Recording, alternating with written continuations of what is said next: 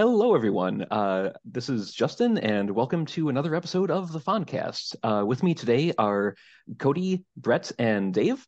And we're here to bring you a little something special, an entirely new sort of segment for the show, which we've never done before, and I'm quite excited for. But before we jump into that, let's see what's been going on in people's lives. Dave, let's start with you. Nothing new. Last time I recommended watch X-Men 97, so I'll say again, watch X-Men 97. It's very good. Okay, nice and short. Brett, how about you? It's been pretty much all Fallout this week. Really. And Nice. we binged through the whole series, so we're done with that and save my thoughts for that for when we do that in the future. But we I also so I had owned said previously like I played through Fallout 76 a bit. Never actually like finished or got to like end game of that, but um and I actually owned 3 and New Vegas through Epic Games free giveaway stuff. But I've never been able to get them to play on my PC. Like just something is incompatible there. But with the sales they had this week, I bought 1, 2 tactics and 4. So I Nice. have Okay. I have like half the collection now. So I'll start slowly working through those. And my kids realized how much I was like paying attention to this stuff. So they started like doing like they were playing like little role play like Fallout games. They built a shelter. And they were like gathering resources and caps, and they were like Nice. That's stomping awesome. out some rad roaches and stuff. So that's Cool. what we went up to. All right. Cody, what about you? Yeah, mostly just been working on I'll call them projects, I guess, for lack of a better term, but things I've been working on for a while. Video game wise, I've been just about at the end of Fire Emblem Engage, which I think I've been playing since like December, and I just hit a level that like has kicked my ass to the point where I'm like, I don't know if I can beat this, which I hope I can because that would be sad to not finish the game after all of these months. But we try that, and then I guess the other thing I'll do a little plug for is I finished my April book of the month, which was Devil in the White City, which I enjoyed quite a bit, and I'm excited to go visit a couple places that are listed in that. It's, well, it's historical fiction, I guess, in that they based everything off of something pre-existing that was documented, but the scenes and stuff are made up by the author based on the facts that he has. But I really enjoyed that. I'll do a little mini review for the website. And then I started my May book of the month, which is A People's History of the Vampire Uprising, a novel. I'm a little bit into that so far. It seems kind of like a good vampire story so far. So we'll see. Cool. As for me, I've been spending a lot of time trying to get prepared for what we're about to do in a few minutes here. But also, I've been playing a game called Gigantic, which brief history here. So I want to say back around 2016, there was a little game called Battleborn that came out. Now, I never really got into League of Legends, but Battleborn was a League of Legends style game, but in like a first-person shooter kind of format. So instead of being like over top and controlling your unit that way with mouse clicks, you were running around and shooting or healing or whatever. Had a really cool visual style. Just oozed personality from like every frame, pretty much. Wide roster of characters, a lot of game modes, a whole lot of heart. It also had the unfortunate circumstance of coming out about a month before another game called Overwatch that you might have heard of. And despite playing very differently, it died a very ignoble and sudden death once Overwatch hit the scene. Because that was another on the surface similar looking game, and it had Blizzard money behind it, so it just went away. Um, there was apparently also another game around that time called Gigantic that came out, suffered a similar fate, and I had never heard of it until about a week or two ago when I saw a trailer for like a re-release, a revival of this thing on Facebook, and I'm like, that looks a lot like Battleborn. And I looked into it, read some reviews, and it sounded like a lot of fun. And it's $20. So it's another game that's a MOBA style, big roster of very unique characters that all play differently from each other, and just a really just fun experience once I got into it. I'm terrible at the game, and there's a tremendous learning curve. But if you like the idea of League of Legends but don't want to get into the very toxic community that's a part of that, this might be a good entry point to that style of game. It had some launch issues when it first came out, from what I gather, but yeah, they're ironing those out as time goes by, and it's just a very fun thing to just jump in, even with randos and play. So yeah, if you're curious about that sort of team-based shooter style game, yeah, look into Gigantic. It's a lot of fun. So with that out of the way, I'm this is the premiere episode of a little segment I'd like to call Friends Occasionally Navigating Dungeons. Now, over the years, I've collected a lot of tabletop RPGs, a lot from Kickstarter, some from used bookstores or hobby shops, and a lot of them I haven't had a chance to play yet. They're interesting to read and like page through, but often when you sit down with like people in person at least, and you're like, hey, do you want to play a tabletop game? And most of the time they'll say, sure, let's play D&D or something very close to D&D adjacent. And there's so much more out there. So this seemed like a perfect opportunity to delve into some of my collection, see what else is available, and if any of it seems like it's worth pursuing, if it's enjoyable, if it's something we'd recommend. So for the first one, it's in a way this is kind of topical because AI has been in the news a lot lately, mainly because there are several mega corporations that seem like they're just going full throttle ahead to develop it as fast as possible, and consequences be damned. Cody's background is a testament to this, despite the fact that 90% of science fiction says this might not be a great idea, and the game we're about to play today is no exception to that rule. This is Eclipse Phase. It's a game of science fiction, conspiracy, and horror. I'm going to give a brief setup of the setting, and then we'll jump into the scenario we're going to be playing. We'll spend probably like a couple hours, getting through this adventure, and then see what we have to say about it, how it played, and how it feels. So, Eclipse Phase is set shortly after AI decided to go rogue and start a war against us, a war that it won handily. They drove us off world. They nearly drove us to extinction, and they would have if one day they hadn't simply left. No one is 100% sure where they went, why they stopped fighting us, or when or if they'll be back. But the remnants of humanity are scattered throughout the rest of the solar system on isolated habitats or other planets, and just trying their best to survive in the aftermath of what's come to be known as the fall. Now, humanity should have an asterisk by it because it's not just humans that escaped Earth before it got turned into a radioactive wasteland. There are other AIs that managed to escape that aren't quite as militarized and aren't quite as dangerous as the ones that started the uprising. They still face a lot of stigma socially and culturally, understandably. But beyond that, there are also uplifted animals, which are basically like species of apes or birds or porpoises that have been genetically modified to have a human level of intelligence. Some of them manage to escape off world too. So you've got this whole melange of like human and other species that are trying to just survive. It's been about 10 years since the Titans, as the AIs were called, since they left, and life, as they say, goes on. There's commerce has come back to the system, entertainment, leisure, things that approximate a normal life are starting to filter back in, and that includes commercialism. So, very broad stroke rundown of the setting. Right now, we're going to jump into the actual adventure. So, most of the group here, and that being Dave and Brett, are employees of a small mining concern, small by hyper corporation standards, called the Sandos Mining Conglomerate. They are a small firm looking to make it big. They scored the rights to mine on a pretty mineral-rich asteroid, not like gold or silver, but rare earth metals that are hard to come by.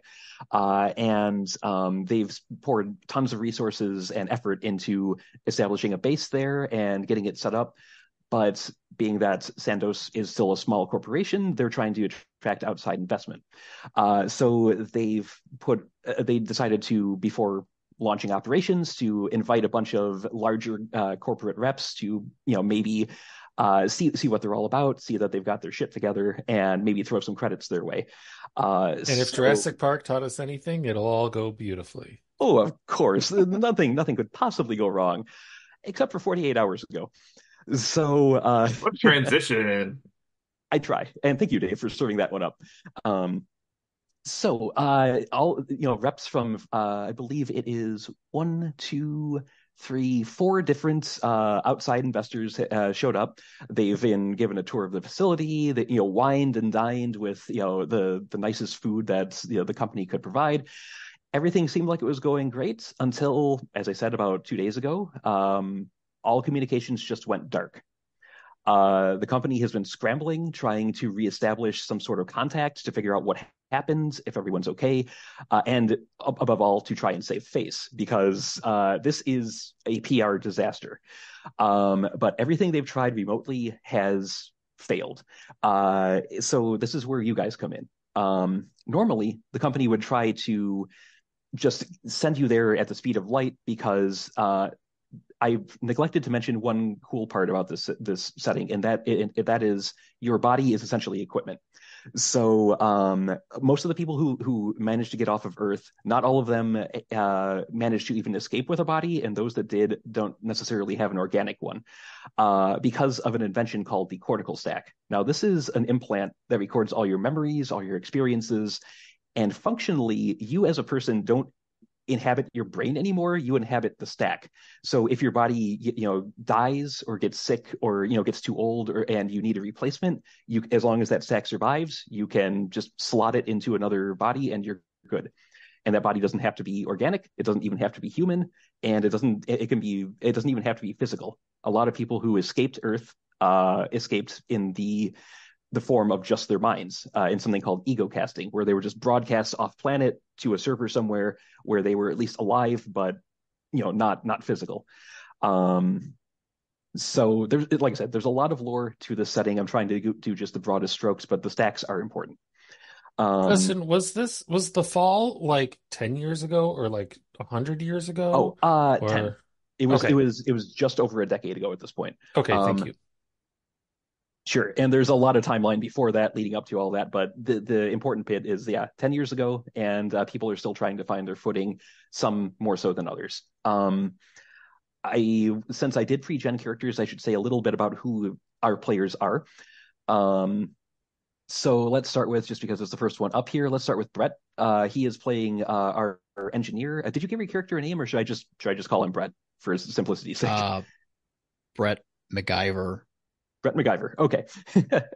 So Brett is the acting engineer for this rescue crew.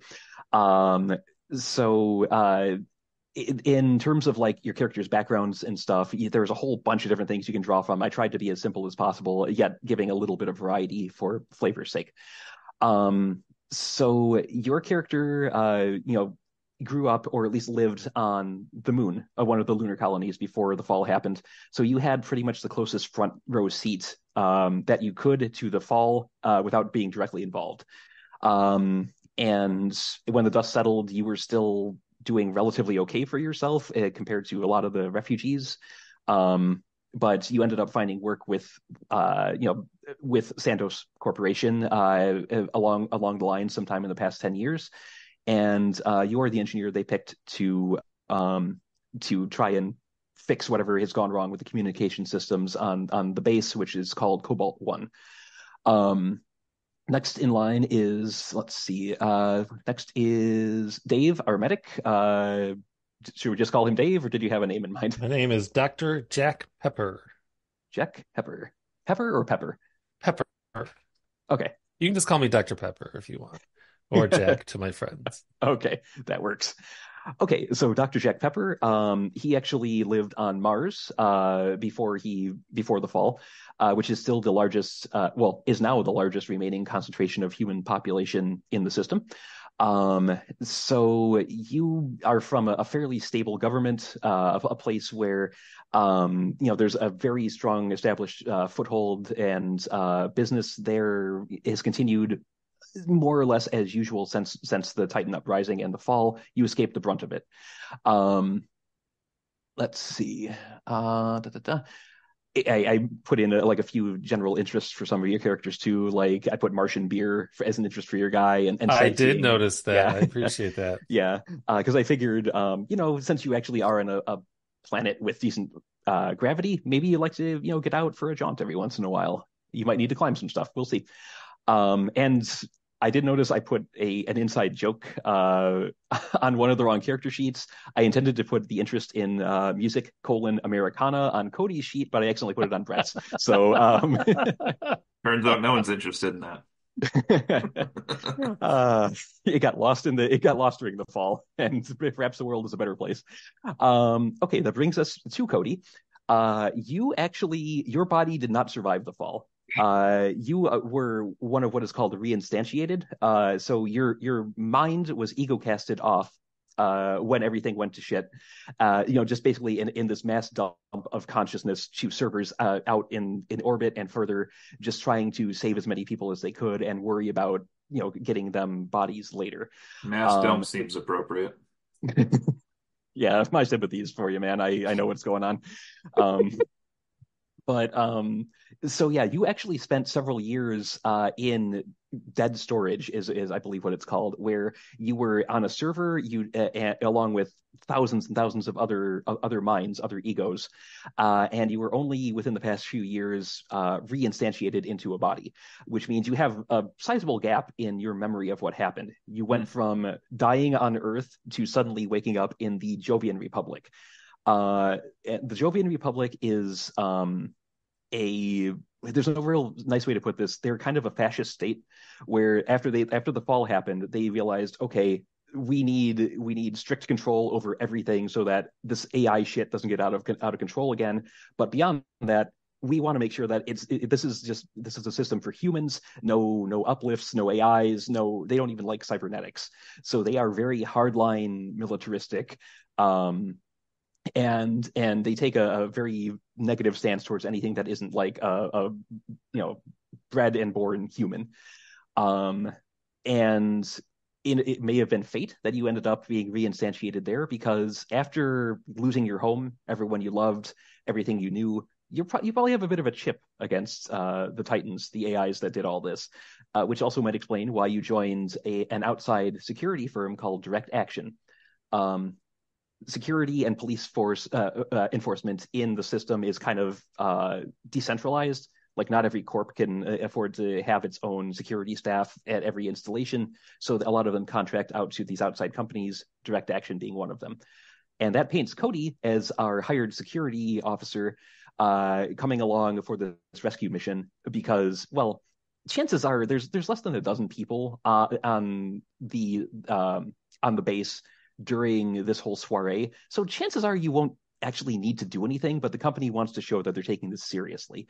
Because if you just showed up with a couple of engineers and something has gone wrong, they lose even more face. So, and which brings us back to what I had mentioned about ego casting. So you guys normally would be able to just ego cast your way into the station, into Cobalt 1, perhaps even into a body that was there waiting for you, and you could just, tend to things that way. Since none of the communications are getting through, or at least being answered, that's not an option because there's no one to pick up on the other end, basically.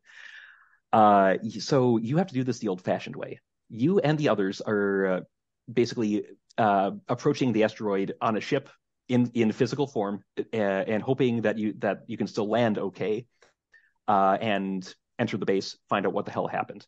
So that is the start. So you're still en route as we enter action here. There is a pilot who is just an NPC that I'll be playing. You can chat with him if you want. You can chat amongst each other. If you want to know about anyone who was on the base, you would have records of that. I can get you like a roster of people who were there, who they were representing, and that sort of thing. Mm-hmm.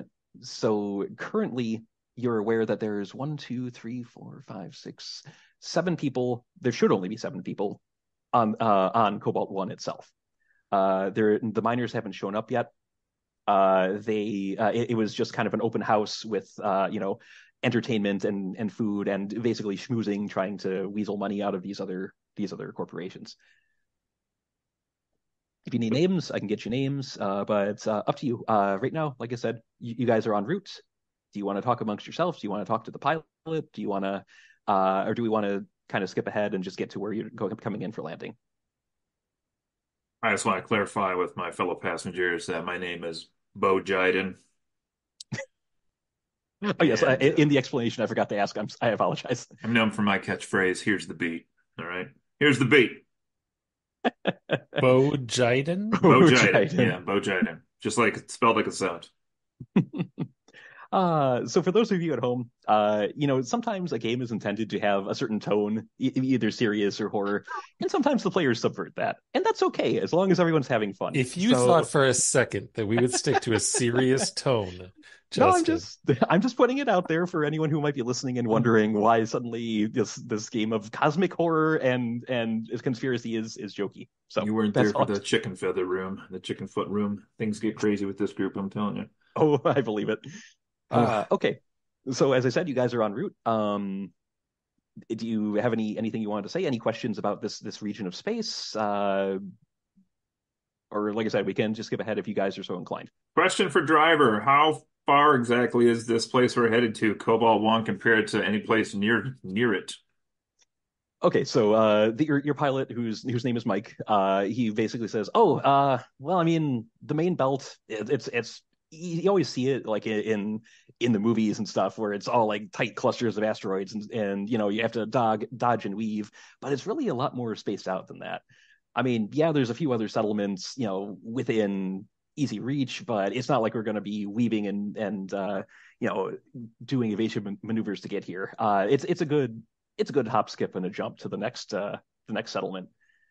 Unless we run into a scum barge, but I mean, there haven't been reports of any of them out here. Out of character, a scum barge those are basically space pirates. They are particularly noteworthy in the asteroid belt, simply because it's sort of not a lawless area, but it's an area that's owned by bits and pieces of it are owned by a whole bunch of different people who often aren't really on good terms with each other. So there's a good chance that if your neighbor gets raided by pirates, you might not care much. You might actually see it as an opportunity.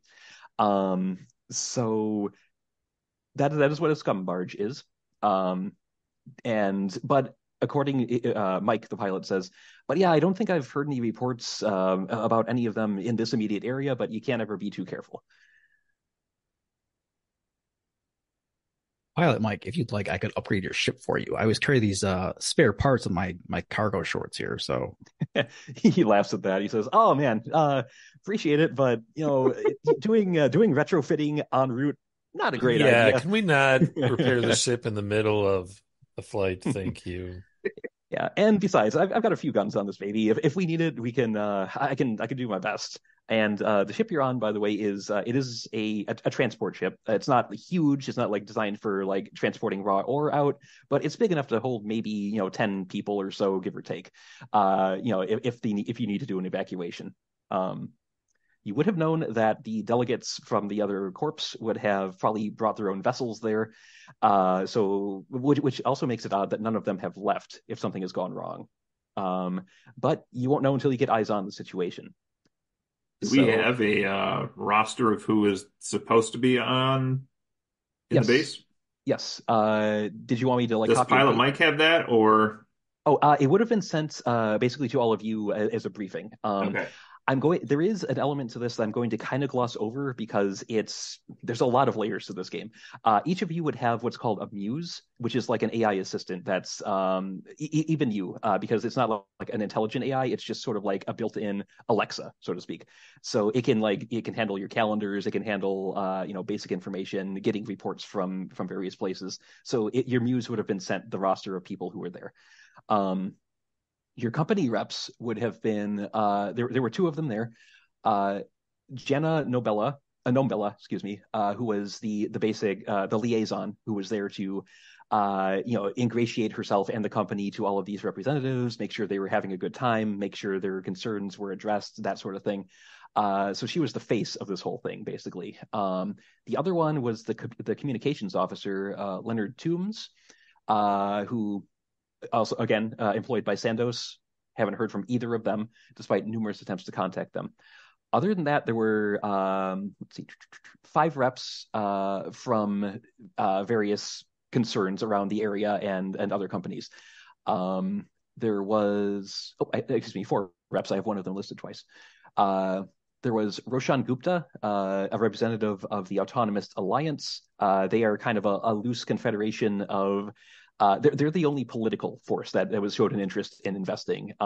They're basically trying to distance themselves from the old ways of doing things and just operate for the good of anyone who joins them, whatever that good may be. Very much kind of a free spirit, not quite anarchist section or segment, but they are much more freewheeling than, say, the Jovians. Aside from them, there is Amanda Chen, who is representing the Fa Jing mining conglomerate, much bigger than you guys, but they control a lot of other mines in the area, but they might be willing to let you guys do the work in exchange for a cut. So that's why they were brought on as a potential investor. Brian Gerard, a representative of Solaris. Solaris is a big banking firm. They bankroll a lot of ventures and speculative things. And given that this is a pretty mineral dense asteroid by all accounts, they might have an interest in throwing some cash that way. And finally, Gensho Watanabe, a representative of Pathfinder. They are a corporation that focuses on their main focus is humanity's expansion. No one knows when the Titans are going to come back, so the more dispersed we are, the better chance we have of survival. So they're focused on advancements that will allow humankind and others to advance as far and as broadly as possible. And everyone needs raw materials for that, so that might be why they might be interested in investing. So that is everyone that should be on the base right now. So 6 people? Unless 6 people. Yeah, I'm going to delete the one that I listed twice because Brett, Thanks, how Pilot well Mike. Brett, how well do you and I think we know each other? Oh yeah, you two go ahead. Sorry, say again. You and I are coworkers, right? How well do we know each other? Are we friendly? Yeah, I think we have some drinks now and then. Okay. All right, good. Some Martian beers, perhaps. Yeah. Okay, cool. Whereas Cody, Here's the beat. You guys are going to keep it straight, and I mean that in the strictest sense of the word while we're there. You guys, this is probably the first time you've met Mr. Dryden, Security Officer Dryden. So this is your first real interaction with him. Have fun. But he is under contract. He is there to keep you safe, even if he appears like he might be a bit abrasive. He is going, unless he wants to get in real trouble with his company, he's going to basically follow that contract and try to keep everyone alive and protected. So I am actually gay, Jiden, so I don't love the attitude that you're bringing. So watch it, all right? You see this shock baton? Sure. You cannot like it, or you could like it. Depends how you play your cards. All right. This is going to be like that. Are you coming on to him? No, sir. Don't worry, he's not my type. The only people I'm going to screw are the Titans. All right. So as you're approaching, Mike, the pilot, he attempts to hail Cobalt 1 again. Cobalt 1, this is Sandoz Transport number 159, attempting again to get any sort of response. If anyone there can hear me, please let us know. We're en route, ETA 5 minutes. Hope you're all okay. Anyone? Bueller? No? Click. He kind of shrugs and says, so what do you guys think happened? You think it was pirates? You think you think the Titans are back? I mean, it's been 10 years, but who knows, I'm sure it's nothing as outlandish as the Titans coming back. I'm sure We'll get there. We'll find out it was some kind of power problem, some kind of technical difficulty, and we'll get it solved. Yeah. He kind of glances back as he's, at you guys in the passenger compartment, says, "Yeah, I mean, if it was something serious, they would have sent a bigger team, right?" Yeah. Probably just some kind of water on some electrical lines. I believe there's a female shower there. I'll check that when we get there. He just kind of shakes his head and goes back to, guiding you guys in. At this point, you're within sight of the asteroid that Cobalt One is a base on, and you can see lights actually where the base is, just glinting kind of in the darkness a bit. Is You can hear him kind of muttering to himself as he's tapping a few things. Well, that's great, he says, tapping a bit. I am not getting docking authorization. Just, I mean, they haven't answered anything else. Why would they answer that, right? He says. Um, he looks back into the compartment and let's see. And your character's name was just Brett, right? Indeed, Brett. it is. Okay. He says, MacGyver. Yeah, Brett MacGyver. Hey, you. He stops for a second, consulting his muse, and says, hey, MacGyver. You probably got like override codes or something, don't you? You want to take a crack at getting the landing bay doors open? Yeah, I could do that. Let me just try this password here. 1, 2, 3, 4, 5. um, it nothing happens. If you want to actually try to get connected to their system, I am going to require the first roll of the game. I believe Try that the would word be password first. I believe that would be an interfacing roll. This game is a D100 system. For the listeners at home, that means you roll either two 10-sided dice, or if you have one of the golf balls, a 100-sided die, and your target is whatever your skill rating is. So, in this case, Brett's character, his interfacing skill is a 50, so he wants to aim for that or below. Certain things can influence that, like if it's a particularly easy task, it might be, he might get a bonus to that. If it's hard, he would get a penalty. But by and large, you're always aiming for the target that is your skill number. So give me a roll. Tell me what you get. All right, here we go. 9. 9. Okay, yeah, you succeed with Great. flying colors on that. So you Way to just roll one dice. That's smart. I'm gonna do that too. So you make your way into the cockpit to get a better look at the broadcasting controls, and you're like, okay, so try that, override here, back, okay, and go. And you actually have a pretty good margin of success on that. So, and that comes into play occasionally, where if you beat if you beat your target number by like 10 or more, it counts as a margin of success. And each 10 you beat it by, I believe it counts as like an extra like level for when it matters. Here you get you don't even have like a delay really. All of a sudden the lights around a fairly large docking area come on, start spinning, and this pretty large door opens up on the landing pad, and Mike turns to you, he's like, all right, well done. I got it from here. So he kind of shoos you back to the passenger area and brings it in for a landing. And you guys, you would have windows you'd be able to see from. So as he takes you below the surface of the doors that opened, they close above you, and you see a pretty sizable hangar. And I sent you guys a map. So you guys would be entering the base in the upper right portion, where I have it marked as airlock/landing platform. So he brings you down, no issues, and you see there are other vessels docked there. Some of them do have the logos of various other corporations, and that you've been briefed about. Do a quick roll here.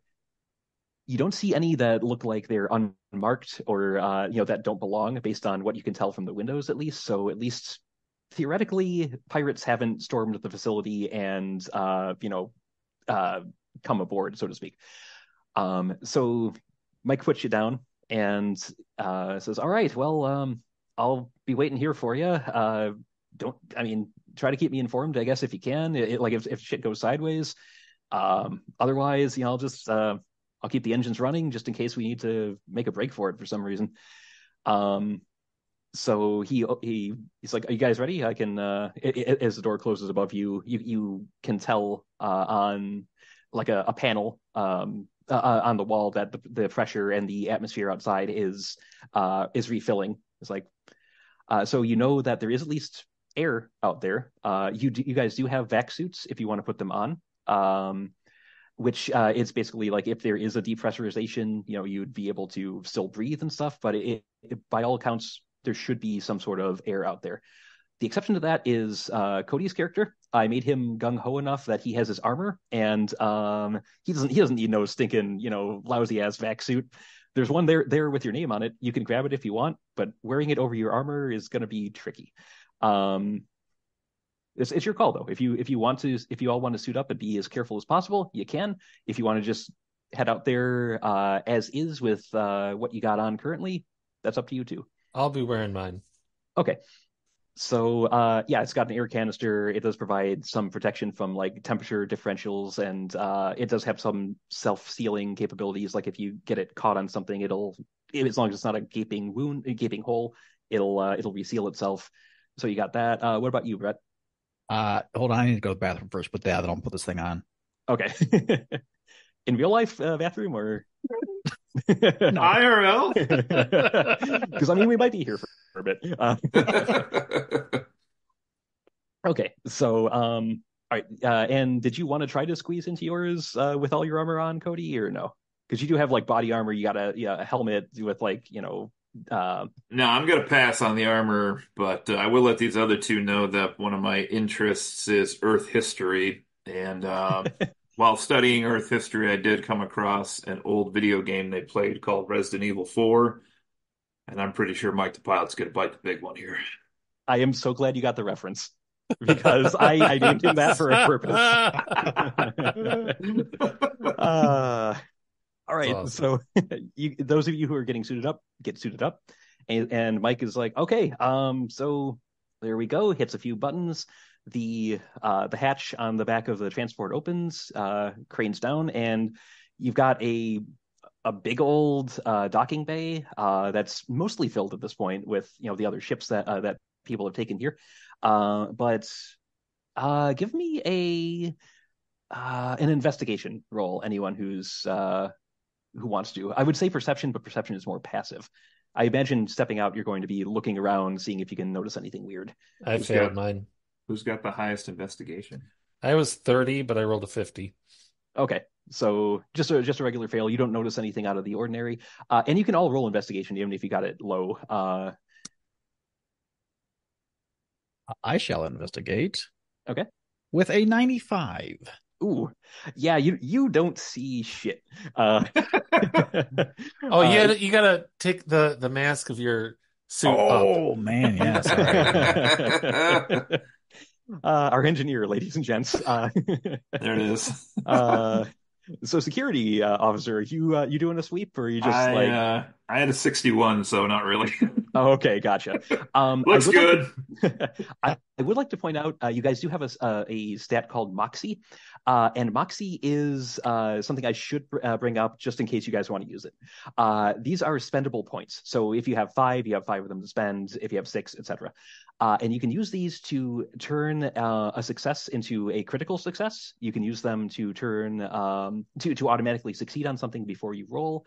And you can use it, and this is an interesting thing, to swap the numbers. So if you rolled like a 61, you could turn that into a 16 if you wanted to. Just wanted to put that out there. It's an interesting game mechanic. That's pretty cool. Yeah. So yeah, and as far as you guys can tell, at least at an initial glance, it's a big, empty, eerily silent docking bay. The lights that had been spinning on the walls have stopped because it's repressurized. But what you see aside from the ships is there are 2 doors on the far wall across from you. One much larger than the other. You get the impression that one might be for people, the other might be for transporting or off site or something like that. And if you do you examine the ships? Do you go up to the doors? What do you do? Well, Let's go to the doors. the ships check out, so I guess we go to the doors. Okay. So you go up and you enter. You basically do the standard like opening procedure, and this one's also giving you some trouble. Like it's not exactly like damaged or as far as you can tell, it's not securely locked down, but it's just not responding for some reason. So that would require another interfacing check from our engineer, assuming it's not like a something you need to hack your way in. It just might need a bit more finesse. All right, let me get my hands on it here. It seems like we got a 77 on this one. Ooh, okay, and your interface is a 50. 50. Okay, so the way Well, doubles oh, go ahead. Sorry. the way doubles work in this game is anytime you roll a double, it's either a critical success or a critical failure. Being if it's below the number you're aiming for, it's a critical success. If it's above, as in this case, it's a critical failure. Um, so you can either take that critical failure and have the door like give you a blaring red siren or klaxon saying that it's locked down. In which case you could try that other larger door if you wanted, or you could spend a moxie point to basically turn that into just a regular failure. And regular failures can be reattempted. Uh, yeah, let's use a moxie point. I need to turn my luck around here. Oh, okay. So yeah, you finagle your way with the controls a bit, and you just get kind of a but no alarms, no countermeasures have been deployed or anything. So you could try that again. You could try the other door. If you try this one again, it's a little harder. You get a -10 penalty to your roll because you're attempting the same action twice. Woo! So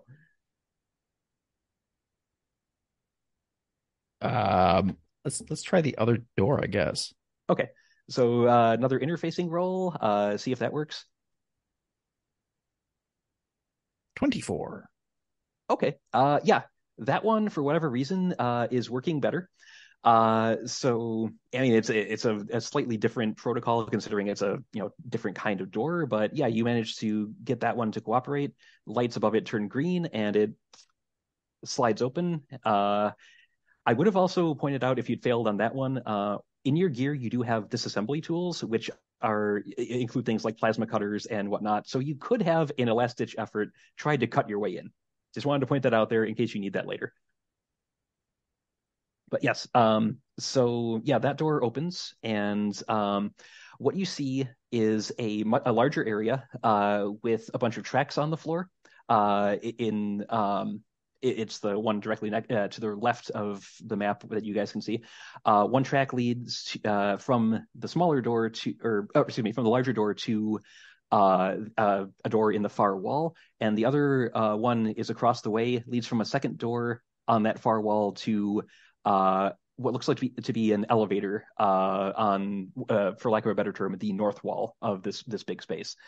So, and your muse would inform you that this is where they transport the raw ore and the processed material. Mind the automatic sidewalk. It says to you as you're looking to enter the room. This also appears to be empty. And it's a pretty big space. There is some equipment piled up here and there, so you can't get a clear view of everything. But as far as you can tell at a glance, it looks like there's nobody in here. Do you enter? What do you do? Dustin, I'm sorry. On the map, is this processing? It's the space before processing. So it's Okay. it's unmarked, but it has like the sort of like a curvy bit that goes from the left up to the top, and then Got a it. longer yeah that one. Okay, I thank you. should have labeled that one. That's just kind of like the shop floor, for lack of a better term. So do you guys enter? So are the tracks on the map, are those three-dimensional? Is that like a hallway or is that like an actual track on the floor? Just Oh, so I'm. it's a track on the floor, Oh, and okay, okay, it like magnetized because even though it's a sizable asteroid, it is spinning to give a better sense of gravity. This is still fairly light gravity here. So this is a way to make sure that the ore doesn't just go slamming into somebody and crush them against a wall or something like that after it's processed. So safety measures. okay. Um, but Thank yeah, it's you. a big open space, and as you're looking into the room, on the right hand side there is a bank of elevators. Across the way, directly across from where you're entering, are the doors with the words processing labeled above them that have the tracks leading to and from. And then on the left hand wall from where you enter is a door that is unmarked, but that leads deeper into the facility. All right, I will enter and yell hello, hello. Let's see. Yeah, the speakers on your vac suits, they pick up the echo. That's because it is a large enough room to actually have a little bit of an echo. And once that dies down, it's eerily silent again. Um, if you want to check around a bit more, you could give me a an investigation roll, anyone who wants to see if you can tell if something happened here. Sure, I'll do that. Okay. Okay. I rolled a 16 and I was trying to get 30 or under. So, oh, Okay. 19. 19. I Okay. got it. Still a success. So there's this area, like the entire facility, is very new. So there's not like a lot of built up dust or anything, where you would be able to see footprints very easily, but you do see some evidence that there have been people through here at some point. Um, including like on one of the magnetic walkways, you do see like a scuff mark that looks like somebody's magnetic boot may have gone across it at some point, and left a mark. But so people have been here, it seems like, but you don't see any immediate signs of, say, a struggle. It just looks like maybe they went through as part of the tour. And but yeah, there doesn't seem to be anyone currently hiding or waiting to ambush you or anything. It's just eerily empty. Also, Uh, doesn't seem to be any evidence of actual mining taking place, right? And loading. well, it's a newer facility and it hasn't actually opened yet. This Okay. whole thing, this event that Sandoz Corporation was putting on, was basically before everything got dirty and grimy and and whatnot, just to kind of show, look at the facility we built and how clean and advanced it is. Just to kind of show it in its best before it started getting dirty and underway with its actual operations. So yeah, and that's a good question from your character because you aren't part of this company technically, so you wouldn't necessarily know that the facility hadn't opened for business yet, so to speak. The other two of you would have been briefed that yeah, this was our cold open, so to speak, or our soft open, so to speak, and it went very poorly. Uh, so So yeah, you have, like I said, across the way doors to processing, which is where, if there was any ore, where that would be, you know, processed, of course, into a more usable format, ingots or pellets or whatever, and then transported from there off sites to whoever was buying it or smelting it down or what have you. Um, to the right, like I said, mining elevators that presumably lead down into the mining complex itself. Um, Brett and Dave, you guys would know that there haven't been a whole lot of tunnels dug yet, simply because things are just getting up and running. But when they are, that's where the staging area, or this is the staging area, but that's where the miners would go down to actually do their jobs and come back to bring things back. And then again on the left hand wall, the door that leads deeper into the facility proper. I think we should head that way. What do you guys think? I feel like that's where the people would be. Yeah, I feel like as security, we need to find the people, figure out what's going on. Okay. So you go up to that door, and this one actually does open without you needing to override it, which is interesting in and of itself. And you see a big, long corridor, straight shot, with a lot of doors to each side. The first ones near you would be on your right, the showers for any female minors that I'll check it out, you guys. and on the left, the female barracks. Beyond that, I'll Oh get to it no, once. dilemma. Um, and let me do a few rolls on my end to see if you notice anything. So let's say four. Sorry, I'm comparing each of your guys' stats to each of these. Give me just a second here. Oh, very consistent. Okay, so Dr. Jack Pepper, as you're entering the hallway, you hear what sounds like faint sound of sobbing coming from the door on your right. So where the women's like locker room and showers are. It's faint. It sounds kind of like almost someone's trying to keep it, to keep from being heard, but every few seconds you hear kind of a choked sob. Okay, I'll go check that out. Okay. You go over to the door and you try to open it, and it gives you an error, like a little red light pops up and it goes, eh. And presumably it happens on the inside too, because once you do that, the sobbing stops. Like there's just a sudden abrupt, like someone put their hand over their mouth, or is trying very hard to be quiet, perhaps hard to say since you can't see inside. Okay, I just give a little knock and I say, "Hello, my name is Dr. Pepper. I'm here to help. Are you in need of help? Is someone in there?" Uh, you hear kind of a noise of distress, not quite a sob, but sort of an intake of air, sort of a gasp in a way. And there's a pause, and a female voice says, "Go away." Oh, Lady was there was clearly not finished. yeah. I'm here with the team. We're here to help investigate what's going on. Is there anything we can do to help you? Please open the door. Help, she says. I it's been, I don't even know how many hours it's been. If help was coming, it would have happened already. You're not here to help. You're one of them.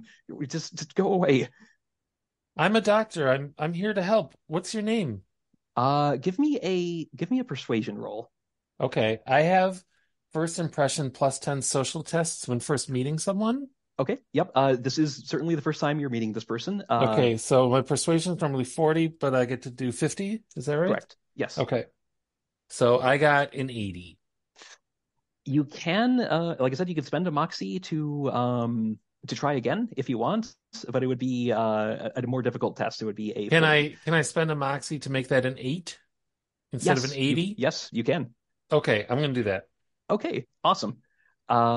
So yeah, you're basically just saying, I'm a doctor. I'm here to help. What's your name? Yeah. Okay. Okay. I'm just marking down the moxie spent so far. 1 second. Okay.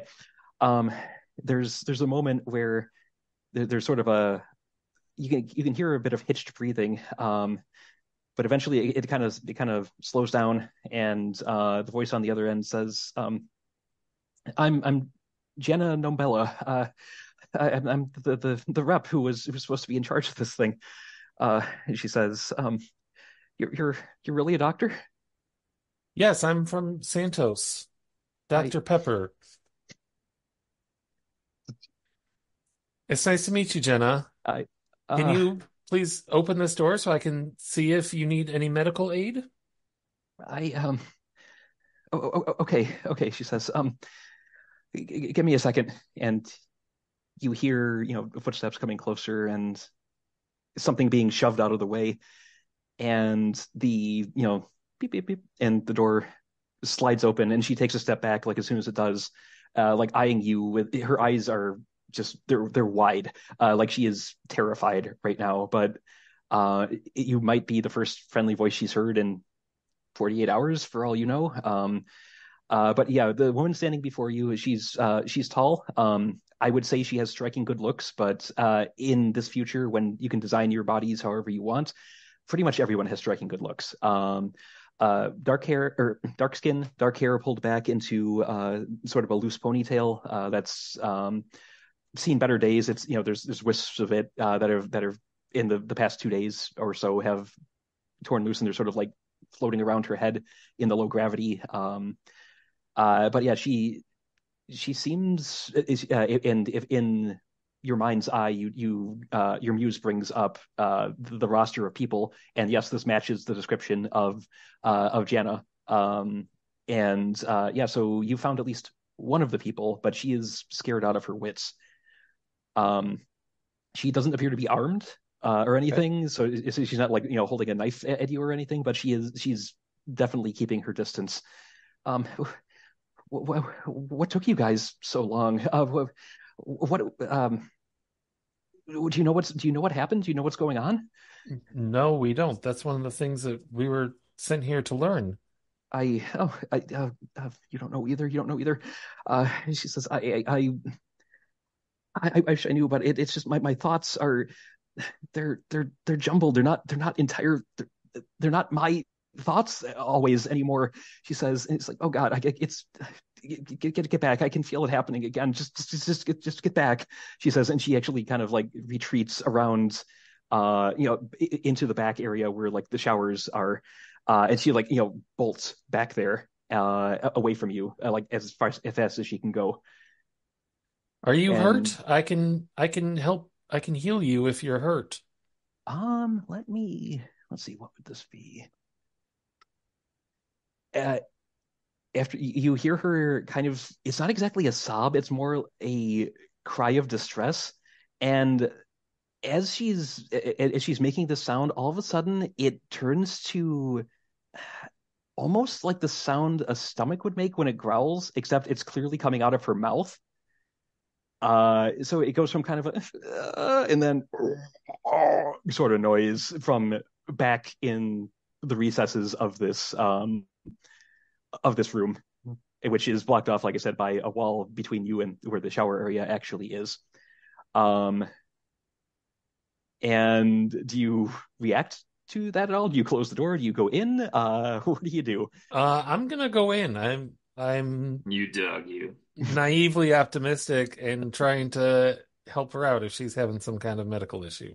Okay. I'll cover you with my light pistol that I have. Uh, I have a scalpel. I can handle myself.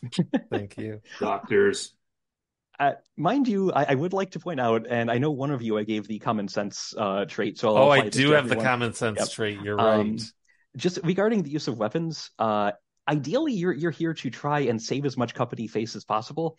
And if the people they sent in to try and fix things start shooting and carving up the survivors, might not look great. As But I long mean, as we keep the reps from the other companies alive, I'm sure it'll all work out in the end. well, I have a Hippocratic oath. I need to go help her if I can. So I'm gonna okay, go. Ooh. fair enough. And honestly, from the outsider to the company, that's actually a pretty um on point assessment. Being that, yeah, your guys can always be re-sleeved into new bodies or something, and you can pay them trauma wages or whatever. The other reps, they're going to be a little bit more difficult to assuage if something goes sideways. So yeah, Cody's assessment is actually halfway decent.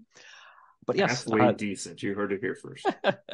so okay, Dr. Pepper, are you saying anything as you're going, or are you just trying to be quiet and not spook her any further than she already is?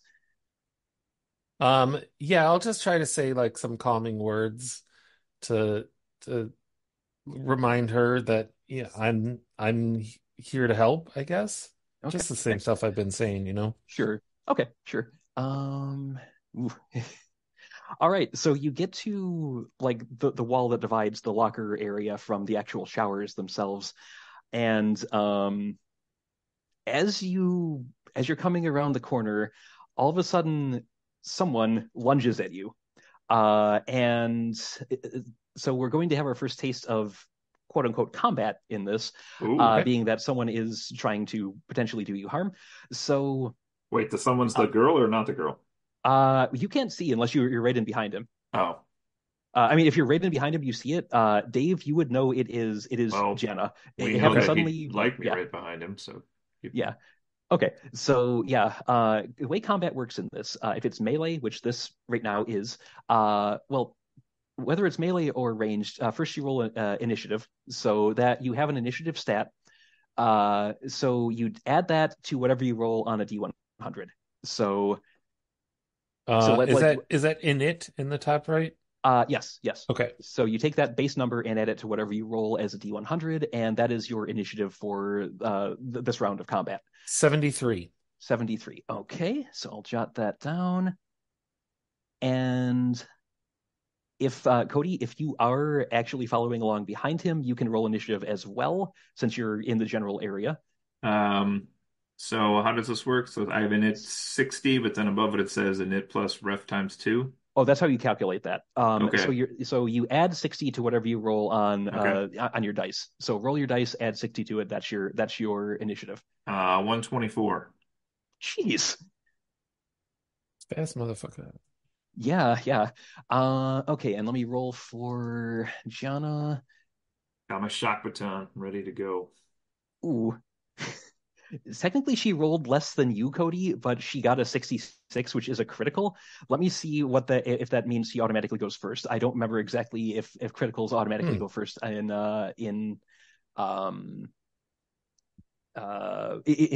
combat here. So 1 second here. Action and combat. There we go. Initiative. And again, sorry, listeners at home, this is a new system to all of us, so we are still learning as we go. Initiative and damage, Moxie and criticals. Okay. Ta-da. Similarly, any character that rolls a critical on initiative automatically goes first. So, which I guess makes sense because she lunged at you and you were surprised. So Yeah, thematically, yeah. yeah. That works. Okay. So now we know the turn order. So from around the corner, this woman that you're trying to help, who is scared out of her mind, leaps at you, and now all combat is an opposed roll in this. So she will be rolling. She's not armed, so she'll be rolling her unarmed combat. Versus you have a stat called Fray. The people who are trained in combat have a higher rating in that, and Fray basically just means that you're good at getting out of the way of things. I gave you some points in it because I figured, well, in medical work, sometimes your patients might flail around, so you need to dodge a little bit and whatnot. But you're not really 10 trained for whole combat. points. Yep.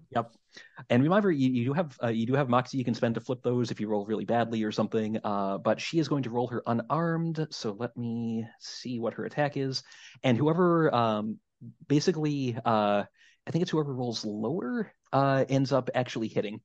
Or it's actually whoever rolls below their stat succeeds, and if there's 2 successes, then it's one thing. If no successes, there's other things. So basically, tell me what you get compared to your Fray, and I'll let you know Okay. what she got compared to her unarmed.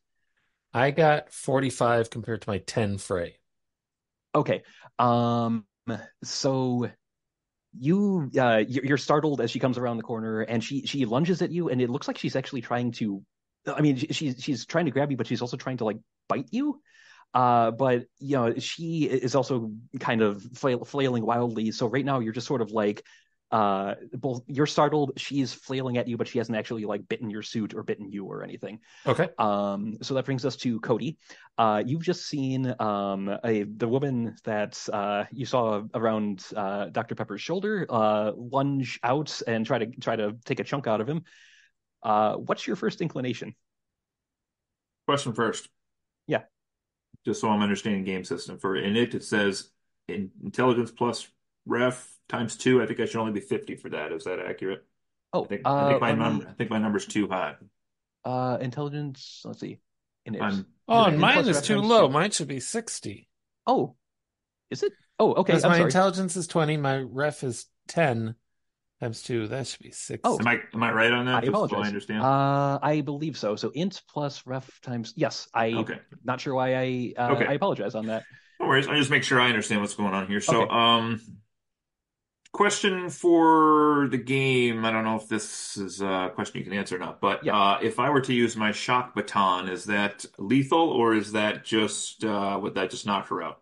it is, I believe, generally non-lethal. You do have to make sure you make contact, which is that, but let me bring that up under the gear section. Would Uh, I get shocked as well? that is a Hope question so. because I mean, she might still be making contact with you, but you are wearing the vac suit that might have some insulation against that. Oh, okay. So let me see. Weapons. There we go. Okay. Your backsuit is Shock made of baton. copper, the least conductive mineral ever. Okay, that's armor. Come on, that's particle beams. You don't have those. Firearms. Sorry, I gave you guys the quick start rules, and the actual rules are they're a lot. I can Um, imagine. yeah. Okay, so shock attacks, page 204. Let me bring that up on here. What a great sentence that was. Shock attacks 204. Shock attacks, page 204. Just You for the play shock tabletop attacks. RPGs long enough, you get used to that sort of thing. Okay, so a biomorph, which is an organic creature, struck by a shock weapon must make a durability plus energy armor test. She is not wearing any armor, so she would make a durability test to see if they if she's not unconscious or at least out of commission. Um, so it is non-lethal. Okay, then I'm gonna strike her with the baton or try to. Okay, so you wade into that, and so stun batons are under your club's skill, I believe. So give Yep. me a roll against that. Okay. And 65 out of 40, unfortunately. ooh, yeah, and even flipping that with a moxie point wouldn't make that a success. And let's see, her fray. Um, well, the good news is it wasn't a critical fail, so you don't hit Dave. Um, the but you don't hit her either. She doesn't exactly dodge out of the way so much as you flail you swing it at her, but there's so much going on in the general scuffle that you miss and you don't make contact. So which brings us to Dr. Pepper. You're in the middle of all this. What are you doing? Um, I'm thinking either I like push her or like try to talk to her. But I don't know if it's just foolish to try to talk to her at this point. I mean it's your call as a man of science, as a medical professional. If you can get her sedated or subdued, I mean, maybe that would be for the best. But I mean, if you want to try to talk it out first, that's up to you. But right now, she does seem to be trying to sink her teeth into you. Sedated is a great idea. Do I have the equipment for that? I believe you Like, have a medical kit. So you would have something in that. I do believe that would allow you to, if you can get a syringe out of it and like get it into her, yeah, you could probably sedate her. yeah, I want to go for that plan. Okay. So the way actions work in this, there are quick actions, complex actions, and I think they're called task actions. Quick is like speaking or shouting or like looking at something. You Sure. can do a lot of those during a turn. Uh, Complex actions are things like attacking or that sort of thing, things that involve active concentration. And then task actions are anything that lasts longer than one turn would be, which and a turn is 3 seconds instead of the six that it normally is in D&D. Okay. So I'd say you'd be able to get the syringe out of your med kit on your suit as a complex action this turn. But you would in order to like get it stabbed into her, that would take another action. That would take another turn. Sure. Yeah, that makes Okay. sense. Okay. Okay. All right. So you managed to, yeah, you fumble around. You managed to get that while she's still flailing at you, and while Cody's flailing at her. And let me see. I always forget if initiative in this is re-rolled every round or if it carries over. So give me just a moment. Initiative. Okay. Da da da. I see approximately. Is Brett just watching us or what's Oh yeah, yeah, Brad. I mean, you hear a scuffle in there. Do you go in to investigate or? Uh, yes, I barged in the room yelling, Jack, are you all right? What's going on? Okay, so that means you are part of the rotation, so I will have us all re-roll initiative for this round. So again, that's whatever you get on your D100 plus your initiative stat. Hopefully, I added your initiative together correctly. If I didn't, I apologize. This was a lot to try to cobble together. So It looks Absolutely. like we're it is. re-rolling initiative. Yes. because the situation has changed. Another player has entered the arena, so to speak. And yeah. I rolled a 156. Damn. Ooh, okay, nice. So 77. 156. Ooh, 77. Brett, Mine would be 87. 87. Okay, and then she, let's see, that plus da, da, da, da. Okay, so Dave, you actually go first. Okay. So you have your hypodermic needle in hand. She's still flailing at you. I would say this would be I'm trying to think of because it's not exactly a knife, so it's not exactly a blade check. Yeah. It's not a club, certainly. It's not exactly unarmed. I would say since you're trying to do it to an unwilling a resisting target. Um, let's see. You do have da, da, It's not da. medicine, right? Because this is like not knowing something. It's just like a physical action. Right. And medicine is for like treatment, but here you're actually trying to, well, I would let you attempt a medicine check because I mean you know how to, like where to aim for a vein and inject it. You're not actually trying to hurt her, but I'm going to have you do it as a penalty because she's Okay. flailing around. So give me a medicine check. I'm going to say that's a -10. Okay. Yeah. So I need 50 or below, Yep. and I got 54. So I just barely failed Ooh. it. Yeah. I mean, the good news is you didn't drop the syringe or break it or anything, but you didn't manage to actually get it in her neck or her arm or what have you. Okay. Use up So all those Moxie points. you could. No. Use them Okay. up. I'll get it next time. I'll get it next time. Okay. And I've been rolling pretty high for her, so she actually goes next. And since you hear that same noise like coming from her throat, like just this weird growly gurgle. And she, leans in again to try and like just take a chunk out of whatever she can get her teeth on. Um, but if actually, I'm gonna do one roll for you real quick. I rolled perception for you to see if you noticed anything during the scuffle, and her eyes don't look like they're just dead or like they're bestial or anything. She looks still terrified. There's almost like a pleading look behind her eyes as she's like leaning in to try and bite you again, which Wow. is Okay. yeah. Okay, so let me see if she manages to connect. Um, Ooh, that is a 44, which is a critical fail on her part. Um, Ooh. so she leans in, she tries to like bite through your suit, but she like gets her teeth caught on something that's protruding from it, like say on your shoulder or whatever. So she's kind of like not able to dodge as well right now. So she didn't do any damage to you or your suit, but she is kind of like hung up right now. Which brings us to Brett is actually next. So you've run into the room. You see this scuffle going on with your security guard trying to like bean somebody in the head with a shock baton, and the doctor wrestling with a woman that you recognize from your briefing rather. What do you do? Uh, I'm going to grip my wrench and take a swing at the woman. All right. So you close that distance and uh, rear back and try to bean her in the noggin. I Give I yell, like me. Brett, it. no. And you can do that. That is a quick action. You can shout stuff at any time. But whether he listens to you is another story.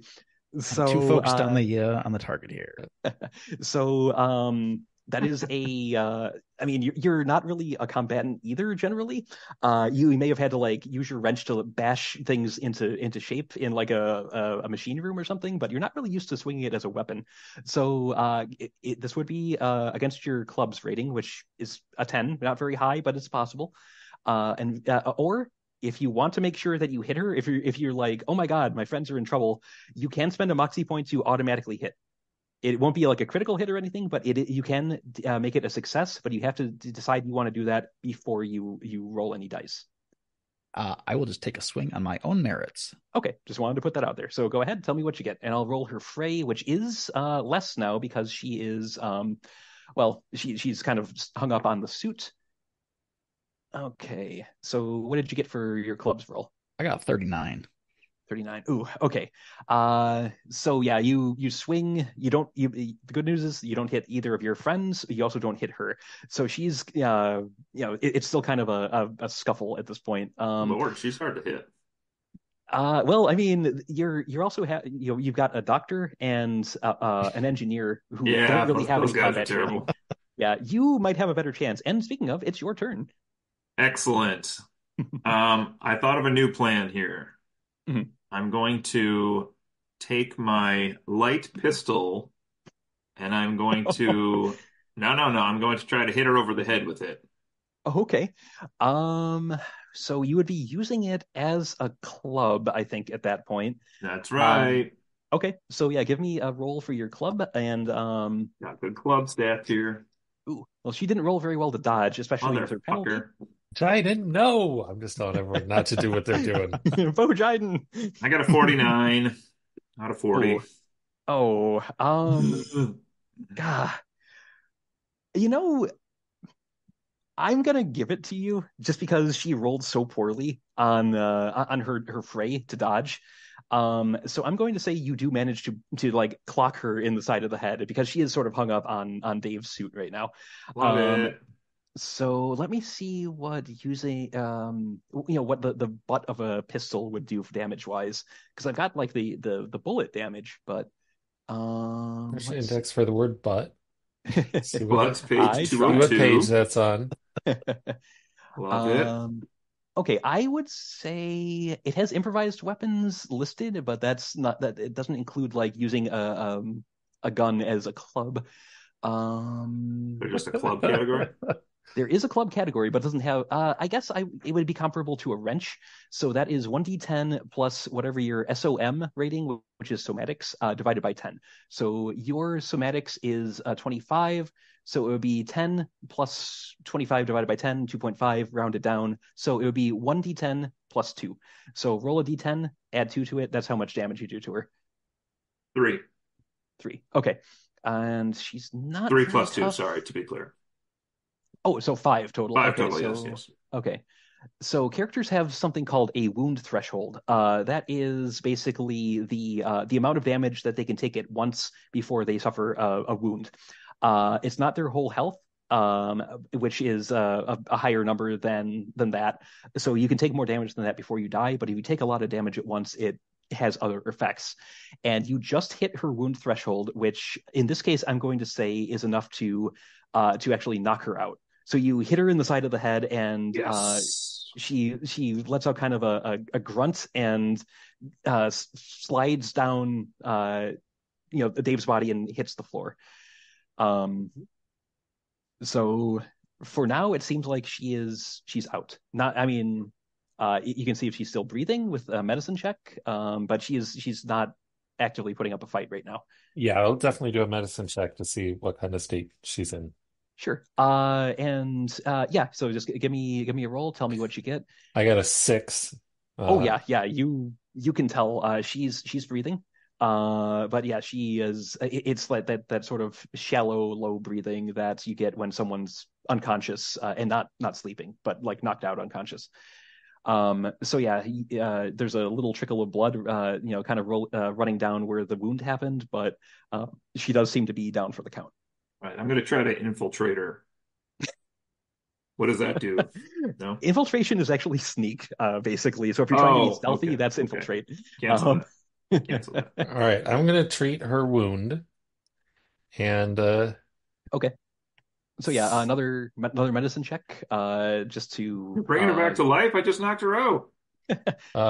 64. Ah, these My corporate medicine employees are the score is worst. 60.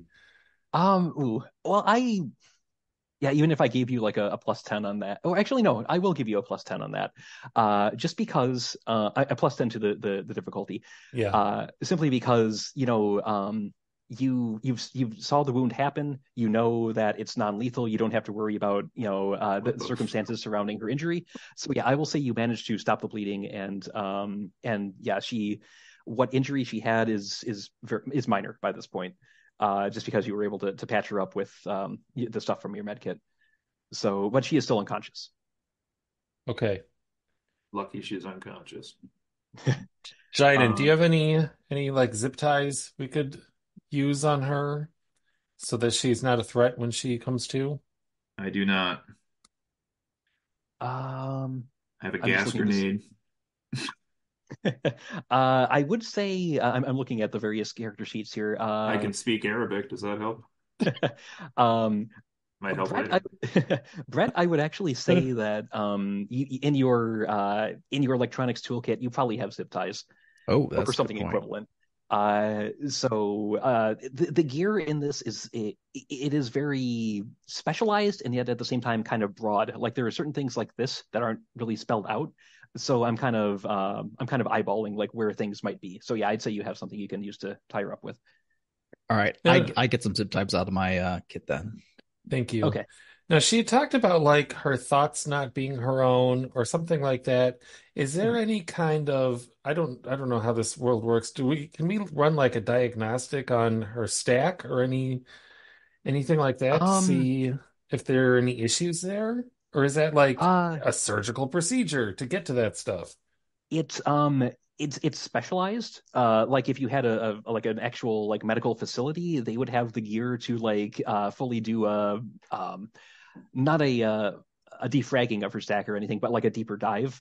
You can I would say you would have enough to see whether it's working correctly, but in terms of like any malware or something, if that's what you're looking for, I that would require a bit more specialized gear. You're more trained as like a paramedic and such, so you're focusing more on healing physical wounds Would than that be an mental. engineering check Ooh, then for an engineer? that's I would say let me take a quick look at the way one of these skills is written out to see if Okay, engineering covers that. thanks. Sure, sure. But no, I like the fact that you guys are thinking kind of outside the box and such. So if I can reward this, I will. Let's see, engineering. I have a 50 in psychology, so I know a lot So of so you could, I mean, if she were awake, you could try to pick her brain a bit, Fine, I but have a 50 in biology then. I would say interfacing maybe. Yeah, because I mean, it is a system. It is a computerized system. So I would almost say that would be interfacing or infosec. Um, yeah, I would actually say this would be an infosec check. I would say Brett's character would have at least some sort of gear in his toolkit that would allow uh, a bare bones interface with someone's stack. And infosec is short for information security. And now basically this is anytime you're trying to access a system that has that you don't normally have access to. It's not quite hacking, though it can be. And it is basically trying to force your way into seeing stuff you're not supposed to see. So you could with the gear you have, it wouldn't be a complete breakdown of like all her diagnostics, but you could at least see if her stack is functioning the right way. All right, I'm gonna get out my brand new Galaxy 5000 phone, and it's got Bluetooth on it. I'm gonna Bluetooth into her stack. Okay, so so give me an infosec roll to see if Her you teeth are all white though. I don't know if this will work.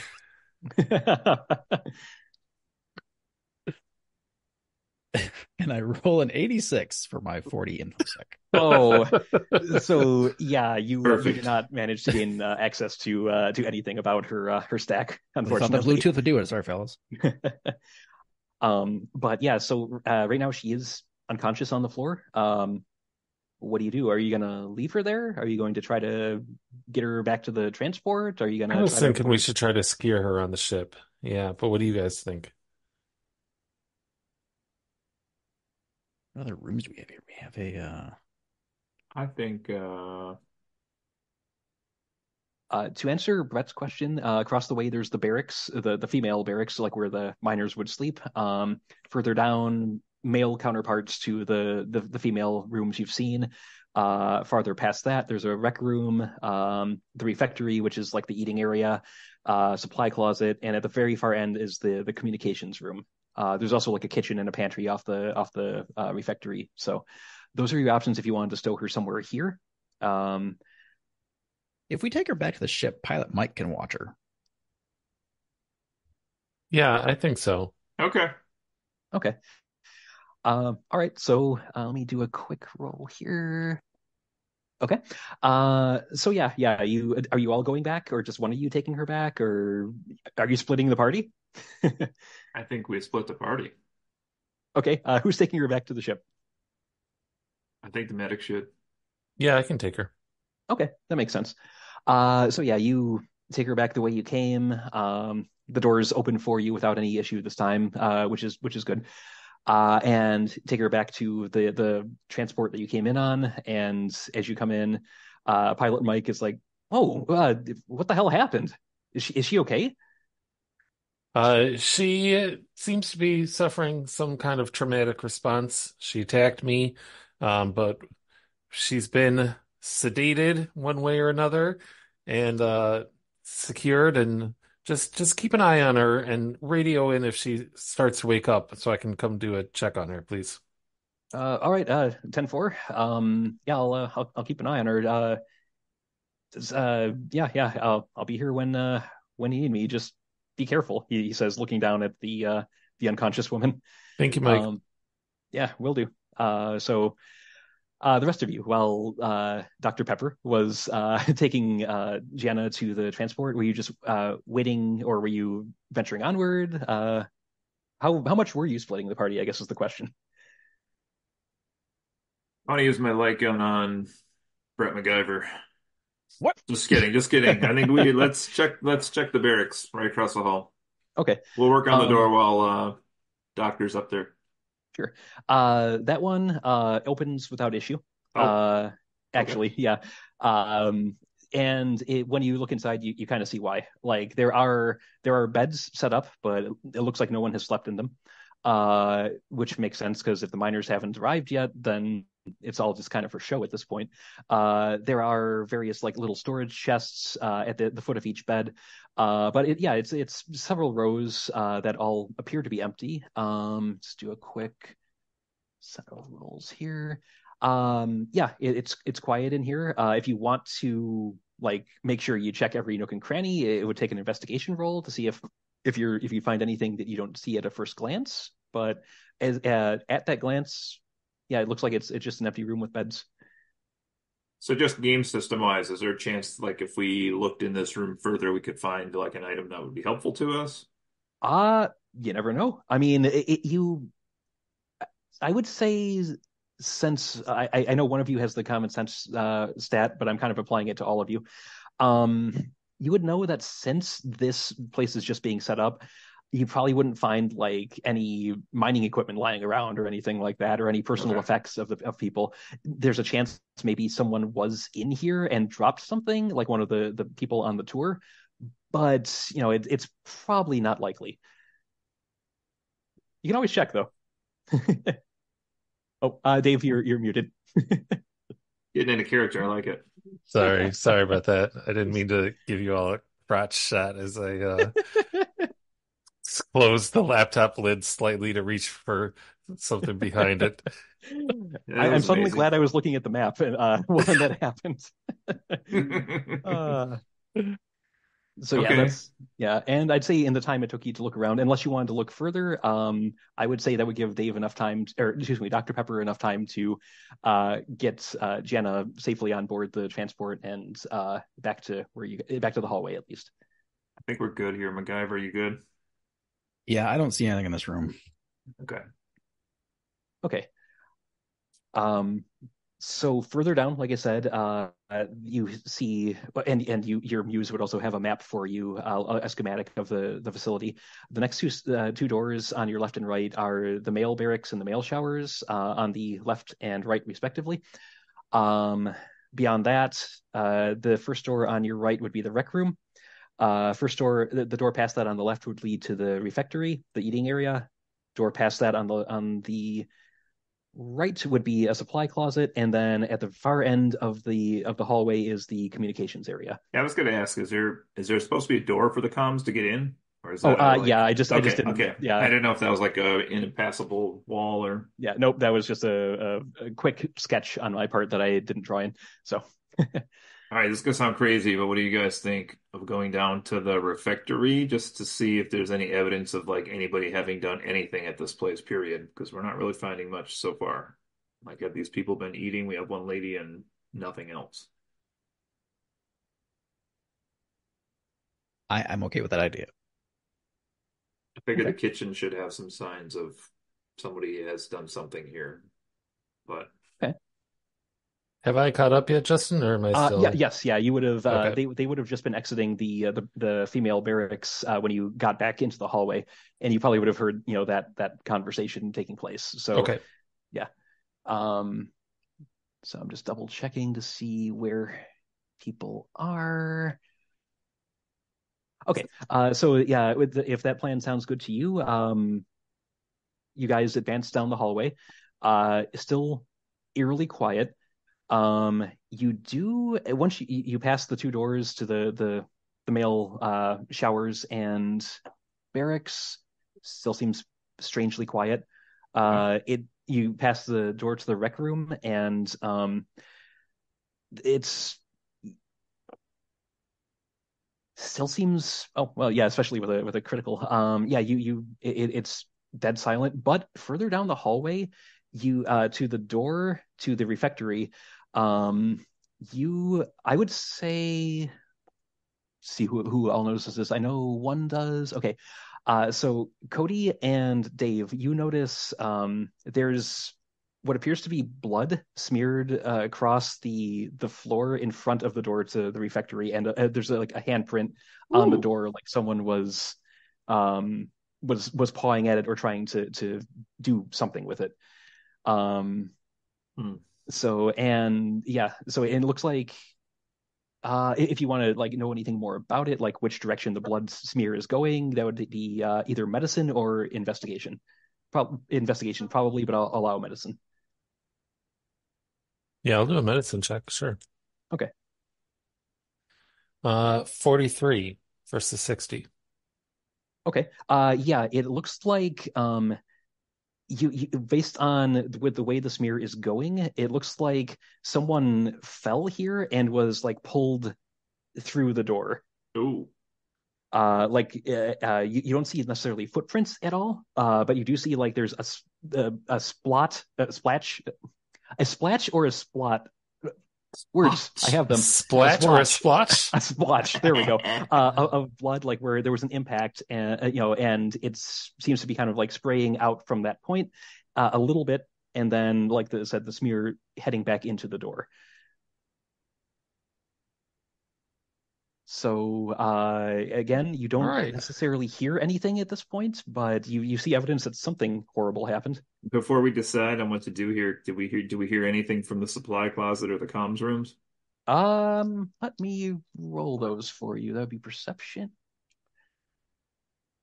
Um, okay. So I would say, Brett, you're listening like really closely. You've seen this and it's like oh, you're on high alert. You're looking around. You're trying to like strain your ears for anything.